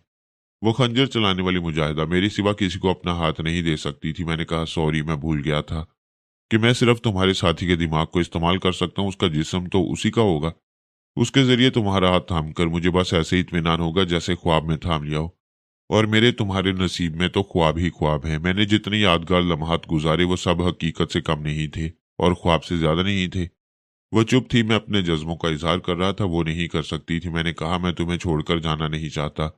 तुम मेरी जिंदगी में एक खुशबू की तरह आई हो। खुशबू को आज तक कोई नहीं पकड़ सका। मैं तुम्हें पकड़ने में नाकाम रहा हूं। मैं इस मोहब्बत की भूल भुलैयों में सारी उम्र गुम रहूंगा। इसलिए चाहता हूं ज्यादा गुम ना रहो। तुम मेरे पास रहो, मैं तुम्हारे पास रहूं। क्या तुम मेरे साथ इस मुल्क से बाहर जाना पसंद करोगी? उसने चौंक कर सर उठाया। वो सर इस तरह उठा रहा जैसे कुछ सोच रही हो। फिर उसने सर को झुका लिया। दोनों हाथ चादर के अंदर गए। फिर कागज और कलम बाहर आया। उसने कुछ लिखकर उसे मेरी तरफ बढ़ा दिया। मैंने पढ़ा, मेरे जिस्म जान के मालिक, औरत जमीन और आसमान के बगैर नहीं रह सकती। ये वतन मेरी जमीन है जहां मैं पांव जमाकर खड़ी हूं और तुम आसमान हो। मेरे सर पर और मेरे हवास पर छाए हुए हो। मैं फलस्तीन में पैदा हुई। यहाँ मेरी आज़ादी की जद्दोजहद मरते दम तक जारी रहेगी। या तो मैं आज़ादी हासिल करके सुरखरू होंगी या इसी जमीन में दफन हो जाऊंगी। खुदा के लिए मेरी मोहब्बत को ना आजमाओ। अलबत्ता ये वादा करती हूँ, अगर मेरी जिंदगी में आज़ादी नसीब हो गई तो मैं अपने आप को, अपने मुस्तकबिल को तुम्हारे हवाले कर दूंगी। फिर तुम जहां चाहोगे मुझे ले जा सकोगे। मैंने वो कागज पढ़ने के बाद कहा, मैं जानता हूं तुम्हारी जैसी मुजाहिदा और मुजाहिदीन अपने खून से आज़ादी की तारीख लिख रहे हैं। तुम मेरे साथ ये मुल्क छोड़कर नहीं जा सकोगी, और मेरी सलामती का तकाजा ये है कि फिलहाल मैं यहाँ से चला जाऊं। वादा करता हूं, जब भी हालात साजगार होंगे मैं फिर तुम्हारे पास आऊंगा। प्लीज मेरी और अपनी मजबूरियों को समझो। उसने एक उंगली से उस पर्ची की तरफ इशारा किया जो अभी तक उसके साथी के जरिए पकड़े हुए था। मैंने उस पर्ची को देखा। नीचे लिखा हुआ था, खुदा के लिए कोई ऐसी तदबीर करो कि तुम्हें यहाँ से ना जाना पड़े और तुम सलामत भी रहो। इसके लिए मैं क्या कर सकती हूँ मुझे बताओ। जब मैं तुम्हारी सलामती के लिए जान पर खेल जाऊं, दुनिया से उठ जाऊं, तब तुम चले जाना। मैंने गहरी सांस लेकर कहा, अच्छी बात है, मैं कोई तदबीर सोचूंगा। अगर मैं इस मुल्क के किसी हिस्से में छुप कर रह सका तो तुम्हें जरूर इतला दूंगा। आइंदा अगर तुम्हारा ये साथी तुम्हारे साथ ना रहे या किसी दूसरी मुहिम में चला जाए तो मैं मजबूरी की हालत में बुजुर्ग जलीलुल कदर के जरिए तुमसे राब्ता कायम करूंगा, इस बात को याद रखना। उसने हाँ के अंदाज में सर हिलाया जैसे कह रही हो, याद रखूंगी। अब मुझे इजाजत दो, मैं किले में बहुत मसरूफ हूँ। ज्यादा देर तक दिमागी तौर पर गैर हाजिर रहूंगा तो नुकसान पहुंचने का अंदेशा है। उसने यूं सर हिलाया जैसे जाने की इजाजत दे रही हो। मैंने कहा, मैं तुम्हारा हाथ थामकर प्यार भरे अंदाज में रुखसत नहीं हो सकता, यह हाथ पराया है और मैं अपनी हदीका का हाथ अपने ही हाथों में लेना चाहता हूँ। बहुत जल्द फिर आऊंगा। उस वक्त तक के लिए खुदा हाफिज, फी अमानिल्लाह। मैं दिमागी तौर पर अपनी जगह हाजिर हो गया। सी सरपंच मेरे सामने कुर्सी पर बैठा हुआ मुझे गौर से देख रहा था। मैंने मुस्कुराकर कहा, मुझे अफसोस है, सुबह से तुम मुझे अपनी फैमिली के साथ खाने के लिए कह रहे हो और वक्त नहीं मिल रहा। मैं समझ रहा हूं आप बहुत मसरूफ हैं, ये समझ में नहीं आता आखिर आप खाते कब होंगे। मैंने हंसते हुए उठकर कहा, अब जितनी भी मसरूफियत हो, पहले मैं तुम्हारी फैमिली के साथ खाना खाऊंगा, चलो। वो खुश हो गया। उसने फौरन ही इंटरकॉम के जरिए इतला दी, तमाम मुसल्ला गार्ड को चौकन्ना रहने के लिए कहा और यह भी वार्निंग दी कि यहां से रिहायशगाह तक जाने के दौरान अगर फरहाद को कोई नुकसान पहुंचा तो उन्हें अजियतनाक मौत का सामना करना पड़ेगा। वहां से उसकी रिहायशगाह ज्यादा दूर नहीं थी। मैं 10 मिनट में पहुंच गया। उसकी बीवी और बच्चों ने मुझे बड़ी ही गर्मजोशी से खुश आमदीद कहा। वो सब मुझे यूं देख रहे थे जैसे पहली बार किसी इंसान को देख रहे हों। मैंने हंसते हुए कहा, मैं तुम्हें से हर एक की सोच को पढ़कर बता सकता हूं कि इस वक्त मेरे मुतल्लिक क्या सोचा जा रहा है। सरपंच की शरीक हयात ने पूछा, क्या आपको इस बात का अंदेशा नहीं है कि हम खाने में कुछ मिलाकर दे सकती हैं? मैं यहाँ आने से पहले तुम्हारे और बावर्ची वगैरह के ज़हनों को अच्छी तरह पढ़ चुका हूँ। तुम लोग मुझसे किसी तरह भी दुश्मनी मोल लेना नहीं चाहते हो, बल्कि ज्यादा से ज्यादा अपनी दोस्ती का यकीन दिलाना चाहते हो। हम मेज के अतराफ बैठ गए, फिर खाने के दौरान हंसने बोलने लगे। मैं जानबूझकर ज्यादा से ज्यादा हंसी मजाक कर रहा था ताकि मुसलसल दिमागी थकन दूर हो जाए। सी सरपंच की बड़ी बेटी जो 14 बरस की थी, वो बात बेबात पर हंसने की आदी थी। लतीफे खूब याद थे, रह रहकर कहती थी, अंकल मैं आपको एक लतीफा सुनाती हूँ। फिर वो सुनाना शुरू कर देती। उसका अंदाज बहुत ही मासूमाना और पुरमजा होता। मैं बेख्तियार हंसने लगता। मैंने कहा, सरपंच फर्ज करो मैं दुश्मनी पर उतर आता, खुदा न करे तुम्हारी बीवी को और इन प्यारे प्यारे मासूम बच्चों को हलाक कर देता, तो फिर तुम्हारे पास क्या रह जाता। वो एक गहरी सांस लेकर बोला, मैं खुदा का शुक्र अदा करता हूँ, उसने हमें अकल दी और तुम्हें भी सोच समझकर अमल करना सिखाया। अगर तुम समझदारी से काम ना लेते तो आज जाने मेरा क्या हशर होता। यही कि तुम यहाँ खाली हाथ बैठे रहते, ना बीवी होती ना बच्चे, सिर्फ स्मगलिंग का माल होता। मेरे दोस्त, ये इतनी बड़ी दुनिया बीवी की वफा और बच्चों की मासूमियत से खूबसूरत है। स्मगलिंग के माल से कभी खूबसूरत नहीं होती। आज तुम्हारे बीवी बच्चे महफूज हैं, कल कोई मुझसे ज्यादा दुश्मनी पर उतर आया तो क्या होगा। तुम ये धंधा क्यों नहीं छोड़ देते? तुम्हारे पास काफी दौलत है, किसी दूसरे मुल्क में चले जाओ और वहां सुकून से अपने बीवी बच्चों के साथ जिंदगी गुजारो। उसकी बीवी ने कहा, भाई आप मेरे भाइयों से बढ़कर हैं, मैं इन्हें भी यही समझाती हूँ। काश आपकी बातों का असर हो जाए और ये सारे धंधे छोड़कर हमारे साथ, सिर्फ हमारे साथ जिंदगी गुजारें। मैं वादा करता हूँ तुम्हारे यहाँ से जाते ही अपना जरूरी सामान दूसरे मुल्क मुंतकिल करूंगा। वहां मेरा बैंक अकाउंट भी है। फिर मैं बीवी बच्चों को लेकर चला जाऊंगा और गुमनामी की जिंदगी गुजारूंगा। मैंने उनसे बात करने के दौरान इज्जत अली के दिमाग में झांक कर देखा। वो अभी तक वहां से रवाना नहीं हुआ था। मैंने पूछा, क्या बात है? कुछ नहीं, मैंने सोचा जब तुम मेरे आदमी के मेकअप में आओगे तो इसके लिए पहले ही मेकअप तैयार कर लूं ताकि तुम्हारे मेकअप में दुश्वारी ना हो और कोई तुम पर शुबा ना करे। ये मास्क तैयार होने ही वाला है, मेरे आदमी बड़े माहिर हैं। मैं आधे घंटे के बाद यहां से रवाना हो जाऊंगा। मैं फिर दिमागी तौर पर हाजिर हो गया। सरपंच की बीवी ने मेरी तरफ स्वीट डिश बढ़ाई। मैंने कहा, मैं खाने के बाद मीठा नहीं खाता, उसकी जगह चाय या कॉफी पीता हूँ। मैं अपने हाथों से कॉफी बनाकर लाती हूँ। वो वहां से उठकर चली गई। उसकी बड़ी बेटी मेरे पास आकर कहने लगी, अंकल आपको कैरम खेलना आता है? सरपंच ने डांट कर कहा, यह क्या हमाकत है, यहाँ तुम्हारे अंकल की जान पर बनी हुई है, दुश्मन चारों तरफ से घेरे हैं और ये तुम्हारे साथ कैरम खेलेंगे। मैंने हंसते हुए कहा, कोई नहीं, मैं अपनी बेटी के साथ जरूर कैरम खेल लूंगा। उसका बड़ा बेटा जॉन बिली भी हमारे खेल में शरीक होने के लिए तैयार हो गया। मैंने कहा, भाई मैं खेलने के लिए तो तैयार हूं, लेकिन तुमसे कोई जीत नहीं सकेगा। जॉन बिली ने अपने सीने पर हाथ मारते हुए कहा, मैं कैरम का चैंपियन माना जाता हूं। सरपंच की बेटी ने कहा, यह हो ही नहीं सकता, अंकल से भला कोई किसी मैदान में जीत सका है। मैं अंकल की तरफ से शर्त लगाने को तैयार हूं। दोनों बहन भाई में शर्त लग गई। हम दूसरे कमरे में आए जहां कैरम रखा था। सी सरपंच भी हमारे साथ चलाया। हालांकि बचकाना खेल था, लेकिन मुझ जैसा आदमी शरीक हो रहा था तो वो कैसे दिलचस्पी ना लेता। आखिर खेल शुरू हुआ। पहला शॉट जॉन बिली का था, खेल के दस्तूर के मुताबिक। वो सफेद गोट पॉकेट में डालने वाला था, लेकिन बेख्तियार काली गोटों को पॉकेट में डालने लगा। उसकी बहन ने ताली बजाते हुए कहा, शेम शेम, खेलना तो आता नहीं है, अपनी गोट की बजाय अंकल की गोटों को पॉकेट में डालते जा रही हो। बिली ने परेशान होकर कहा, मैं निशाना तो ठीक लेता हूं, मगर स्ट्राइकर काली गोट की तरफ चला जाता है। सरपंच ने हंसते हुए कहा, बेटे ख्वामखा खेल रहे हो, तुम्हारे अंकल कैरम को हाथ भी नहीं लगाएंगे और जीतते चले जाएंगे। तुम खेलते रहोगे और हारते रहोगे। दोनों भाई बहन ने खुशी और हैरानी से मुझे देखते हुए कहा, ओ गॉड, हमने तो सोचा भी नहीं था कि कैरम टेलीपैथी के जरिए भी खेला जाता है। फिर मेरी भतीजी ने मेरे गले में बाहें डालकर झूमते हुए कहा, अंकल मुझे भी टेलीपैथी सिखाइए ना, मैं सबको कैरम में शिकस्त देती चली जाऊंगी, सारी दुनिया में मेरा नाम हो जाएगा। सरपंच ने कहा, अच्छा तुम कैरम की फाते बनने के लिए टेलीपैथी सीखोगी। मैंने भी हंसते हुए कहा, सरपंच यही बचपन है, अगर हम बड़े इन बच्चों की तरह मासूम ख्वाहिशों की हद में रहें और उससे ज्यादा पाँव ना फैलाएं तो ये दुनिया कभी इतनी बुरी नहीं होगी जैसी आज है। उसने अपने तीसरे बच्चे को उठा लिया, फिर उसे चूमते हुए कहा, अल्लाह ताला ने हमें ये हुनर नहीं दिया कि दूसरे की सांसें छीनकर अपनी जिंदगी की मियाद बढ़ा सकें। अगर ये हुनर आता तो हम ज्यादा से ज्यादा जीने की ख्वाहिश में ज्यादा से ज्यादा इंसानों की हलाकत का बायस बनते रहते। मैं कसम खाता हूं आज से इतना ही चाहूंगा जितनी जरूरत होगी, उतना ही कमाऊंगा जितना बीवी बच्चों के लिए लाजमी होगा। ज्यादा कमाने की धुन में आदमी एक मुहज्जब दरिंदा बन जाता है। उसकी बीवी मेरे लिए कॉफी ले आई। दूर ही से कॉफी की खुशबू बता रही थी कि बहुत उम्दा है। मैंने उसका शुक्रिया अदा करते हुए प्याली ली। चंद सेकंड के लिए ख्याल ख्वानी की परवाज की, फिर वापिस आकर सरपंच से कहा, मेरा दोस्त इज्जत अली हेलीकॉप्टर में आ रहा है, अपने आदमियों को एक बार फिर ताकीद कर दो, उसका शायान शान इस्तकबाल किया जाए और अपने ही आदमियों में छुपे हुए दुश्मनों से होशियार रहें। ऐसा न हो कि कोई उसे नुकसान पहुंचा दे। मैं ऐसा नहीं होने दूंगा, मैं खुद जा रहा हूं। वो जाने लगा। मैंने कहा, मैं तुम्हारे घर से रवानगी के वक्त ही निकलूंगा, लिहाजा इज्जत अली को यहीं ले आओ। वो चला गया। मैंने कहा, मिसेस सरपंच, अब मैं ख्याल ख्वानी शुरू करूंगा ताकि दिमागी तौर पर अपने दोस्त इज्जत अली के दिमाग में रहूं और उसकी हिफाजत करता रहूं, इसलिए तन्हाई चाहता हूं। आप मेरे साथ दूसरे कमरे में आए। उसकी बेटी ने कहा, अंकल मैं भी आपके साथ चलूंगी, देखूंगी किस तरह ख्याल ख्वानी करती हैं। माँ ने डांट कर कहा, यह क्या बचपना है, अंकल से बहुत दोस्ती हो गई, अब इन्हें काम करने दो, वरना तुम लोगों की वजह से इन्हें नुकसान पहुंचेगा। मैंने उसके सर पर हाथ फेर कर पुचकारते हुए कहा, मैं अपनी बेबी के पास आऊंगा, बस थोड़ी देर के लिए जा रहा हूं। मैं कॉफी की प्याली उठाए मिसेस सरपंच के साथ दूसरे कमरे में आया। वह मुझे छोड़कर चली गई। मैंने दरवाजे को अंदर से बंद किया और कॉफी की चुस्की लेता हुआ इज्जत अली के पास पहुंच गया।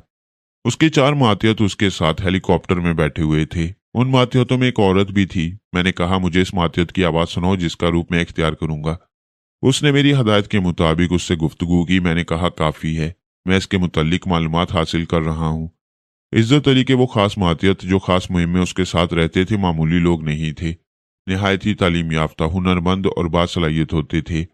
वो कितने ही आजमाइशी मराहल से उन्हें गुजारने के बाद उन पर एतमाद करता था, लिहाजा उनमें से कोई ऐसा नहीं था जिस पर एतमाद ना किया जा सके। मैं सिर्फ ये मालूम करना चाहता था कि जिसका रूप इख्तियार कर रहा हूँ उसके उठने बैठने, चलने फिरने और हंसने बोलने के अंदाज क्या हैं।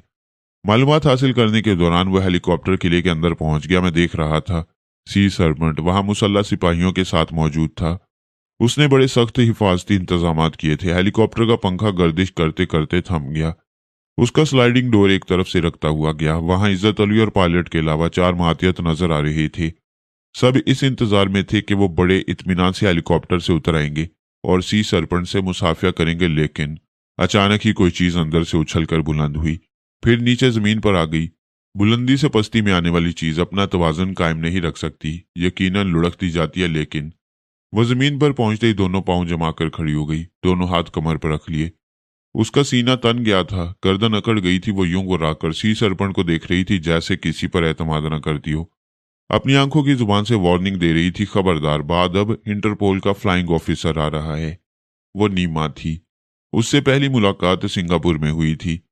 वो बैनुल अक़वामी सुरागरसा तंजीम इंटरपोल के चीफ फ्लाइंग ऑफिसर इज्जत अली की दस्ते राज थी। अभी सी सरपंच उसे नजर भर कर देख ना सका था कि दूसरा मातियत उछलकर फिजा में कलाबाजी खाता हुआ हेलीकॉप्टर की छत पर पहुंचकर खड़ा हो गया। इसके बाद तीसरे ने भी यही करतब दिखाए। वह हेलीकॉप्टर के दूसरे सिरे की छत पर खड़ा हो गया। चौथे ने कलाबाजी खाई और हेलीकॉप्टर की दूसरी तरफ पहुंच गया। यूं दो मातियत हेलीकॉप्टर के दाएं बाएं थे और दो मातियत उसकी छत पर खड़े हो गए थे। यानी चारों तरफ से यूं उसका मुहासरा कर लिया था कि उनका बॉस बाहर आता तो चारों तरफ नजर रखी जाती। वो चारों सिंगापुरी ब्लैक बेल्टर थे जिन पर इज्जत अली अंधा एतमाद करता था। वो भी इसके एतमाद को ठीस नहीं पहुंचाते थे। दुनिया के एक सिरे से दूसरे सिरे तक जहां भी वो जाता उसके वो चारों मातियत जरूर उसके साथ मौजूद रहते। मैंने सिंगापुर में उनके लड़ने और दुश्मनों पर गालिब आने का हैरत अंगेज तमाशा देखा था। उनकी रगों में जैसे पारा भरा हुआ था, एक जगह ठहरते नहीं थे, हमेशा उछलते कूदते नजर आते थे, लगता था बंदर की औलाद है। इज्जत अली हेलीकॉप्टर से बाहर आया। उसके चारों मातियत अपने जूतों की एड़ियां बजाते हुए अटेंशन हो गई। उनकी देखा देखी बेख्तियार सी सरपंच के तमाम मुसल्ला सिपाही भी अटेंशन होने लगे, जैसे उसे गार्ड ऑफ ऑनर पेश कर रहे हो। हालांकि ऐसा प्रोग्राम नहीं था। कुछ तो इज्जत अली की शख्सियत ने और कुछ उसके मातियतों के ड्रामाई अंदाज ने उन्हें मुतासिर किया था और वो बेख्तियार ऐसा करने लगे थे। सी सरपंच ने आगे बढ़कर उससे मुसाफिया किया। मैंने पहले ही बता दिया था कि सुर्ख जर्सी में नजर आने वाला सी सरपंच है। वो उसके साथ सीधा उसकी रिहाइशगाह में चलाए। मैंने अपने बंद कमरे का दरवाजा खोल दिया। जरा सी देर में वो मुझे अपने सामने नजर आया। मुझ पर नजर पड़ते ही वो सवालिया नजरों से देखने लगा। मैंने कहा, इस वक्त मैं क्रिस्टोफर मिकी के रूप में हूं, तुम्हारा फरहाद। मैंने दोनों बाजू फैला दी। वो तेजी से चलता हुआ आया, फिर मुझसे लिपट गया। कहने लगा, महबूब की तरह तड़पाया है। हम सिंगापुर में थे, फिर बैंकॉक में थे, लेकिन किस्मत में मुलाकात नहीं थी। आज मिलना था, सो आज मिल रहे हैं। मैंने कहा, पहले काम की बात हो जाए। ये जो तुम अपने साथ सिंगापुरी मुहाफिजों को लेकर आए हो, तो इनके कद 5 फुट से ज्यादा नहीं है। मैं इनमें से किसके रूप में जाऊंगा? उसने मेरे शाने को थपकते हुए कहा, मेरे दोस्त, तुम भूल रहे हो, मेरा पायलट तुम्हारे कद्दो कामत का आदमी है, तुम उसी के रूप में जाओगे। मैंने सी सरपंच से कहा, अपने मुसल्ला जवानों को रिहाइशगाह से जरा दूर रखो, किसी को पता न चले यहाँ क्या हो रहा है। वो पहले ही अपने जवानों को ताकीद कर चुका था। एक बार फिर उन्हें कहने के लिए चला गया। मैंने इज्जत अली से कहा, अपने उस पायलट को बुला लो, मैं उसे सामने बिठाकर मेकअप करूंगा। इसकी जरूरत नहीं है, मैं मेकअप का सारा सामान ले आया हूँ। उसका मास्क भी है और मुख्तलिफ जावियों से उसकी तस्वीरें भी मौजूद हैं। आखिर पायलट को यहाँ बुलाने में क्या कबाहत है? इज्जत अली ने मुस्कुराते हुए कहा, मैं इंसानी नफ्सियात से खेलने का आदी हूँ। मेरे मातियत हेलीकॉप्टर से उतरते ही बाजीगरी के करतब दिखा रहे थे। इसका मकसद यही था कि आसपास के तमाम मुसल्ला जवानों और सी सरपंच वगैरह की तवज्जो अपनी तरफ मबजूल कर लें, और यही हुआ।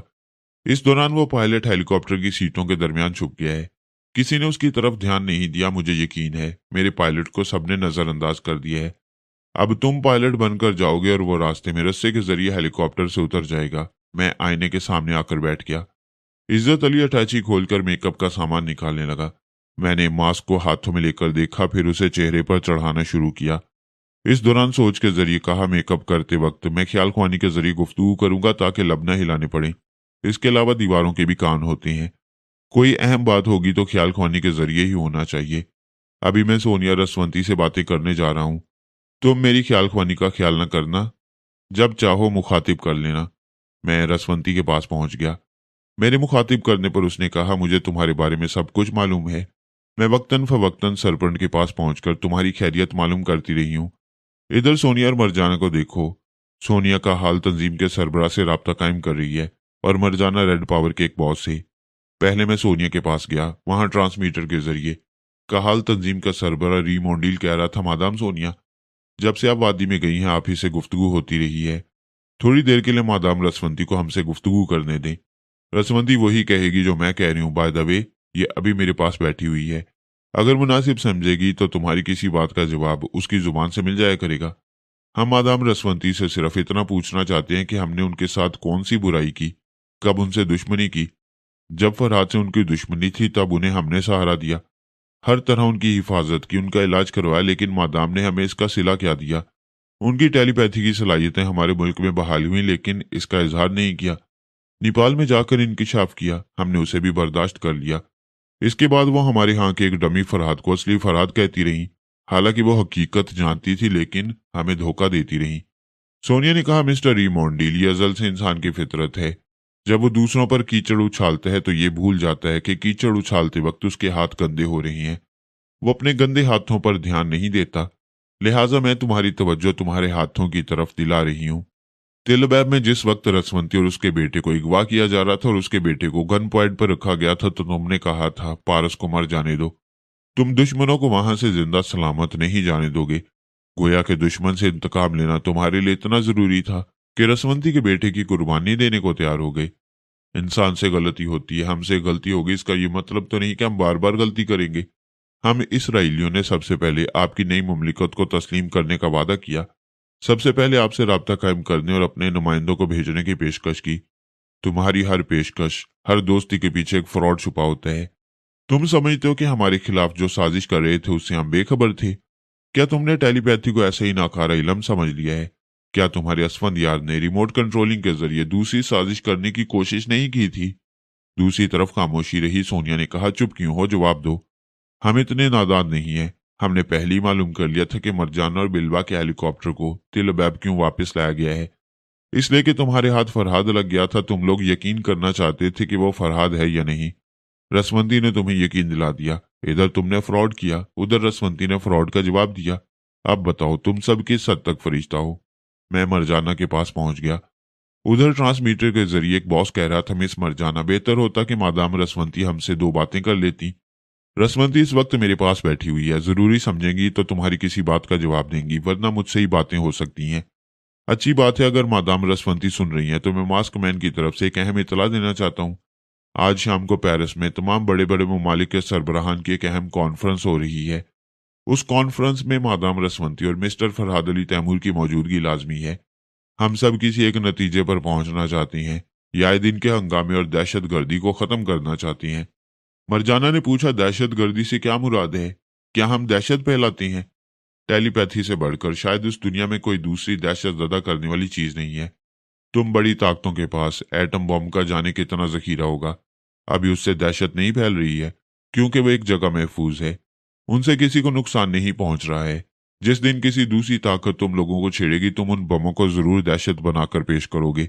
फरहाद और रसवंती को छेड़ा जाता है, इसीलिए टेलीपैथी एक दहशत बन जाती है। यूं तो दुनिया की कसीर आबादी सांपों से दहशत ज़दा होती है, लेकिन अक्सर जहरीले सांप खुद हमला नहीं करते। जब उन्हें छेड़ा जाता है तब वो डसने पर मजबूर हो जाती हैं। जब तक ये हकीकत तुम्हारी समझ में नहीं आएगी, हमारे दरमियान कभी सुलह सफाई नहीं हो सकेगी। ये बातें फरहाद और रसवंती कॉन्फ्रेंस में कह सकती हैं।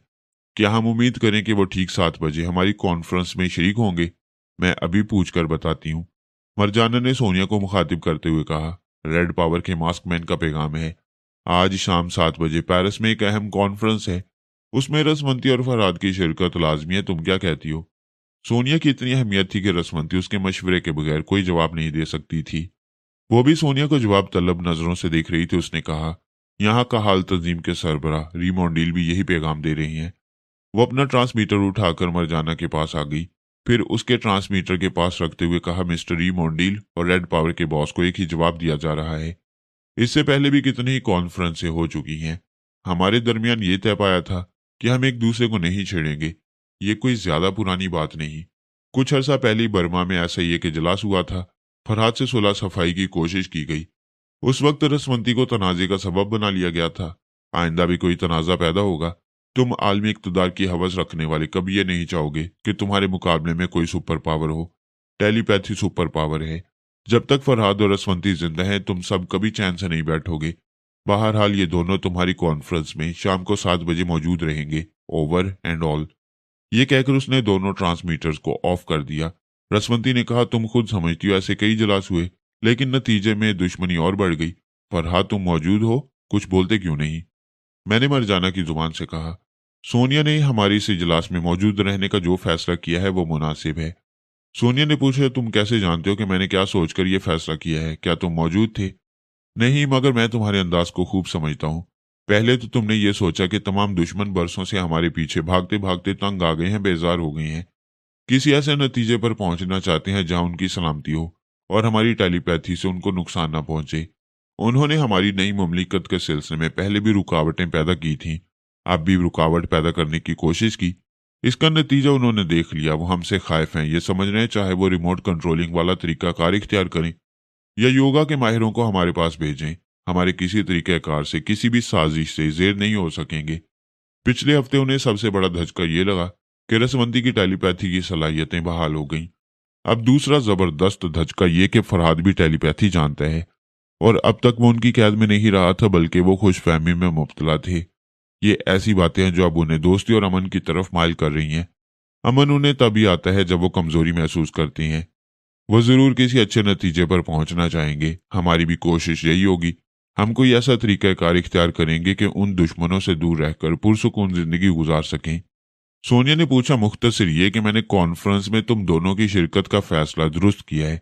बिल्कुल दुरुस्त, लेकिन उससे पहले हमें काफ के तहफ़्फ़ुज़ की भी जमानत हासिल करनी चाहिए।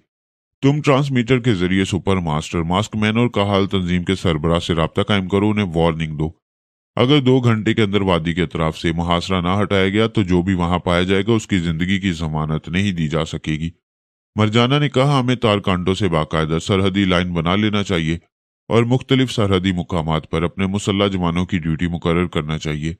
ये तजवीज़ भी मुनासिब है, लेकिन उस वक्त तक पौमी और वाटसरोकी की टीम वादी के तरफ मौजूद रहेगी। मैं आला बीबी से कहता हूँ कि वो वादी में रसवंती के पास चली आए और टाटा गलबा से मिलकर नई मुमलिकत के सिलसिले में ज़रूरी इक़दाम करे। आला बीबी वहां पहुंचेगी और सोनिया वहां से निकल आएगी। सोनिया ने पूछा, क्या इरादा है? मुझे यहाँ से निकलकर कहाँ जाना चाहिए? आज शाम इजलास अटेंड करने के बाद बताऊंगा। क्या तुम अभी उसी किले में हो? हाँ, मेरे पास इज्जत अली मौजूद है। मैं उसके साथ यहाँ से बैरूत एयरपोर्ट जाऊंगा, फिर हम पेरिस जाएंगे। मुझे अपनी जगह हाजिर होना है, मैं फिर मुलाकात करूंगा। सोनिया ने कहा, जरा 1 मिनट, यहाँ बाबा साहब के इदारे से माहिरीन आए हुए हैं। उनमें एक प्लास्टिक सर्जरी का भी तालिब इल्म है। वो मेरे चेहरे से एनामीरिया का मेकअप उतार देगा। क्या मुझे असली रूप में वादी से बाहर जाना होगा?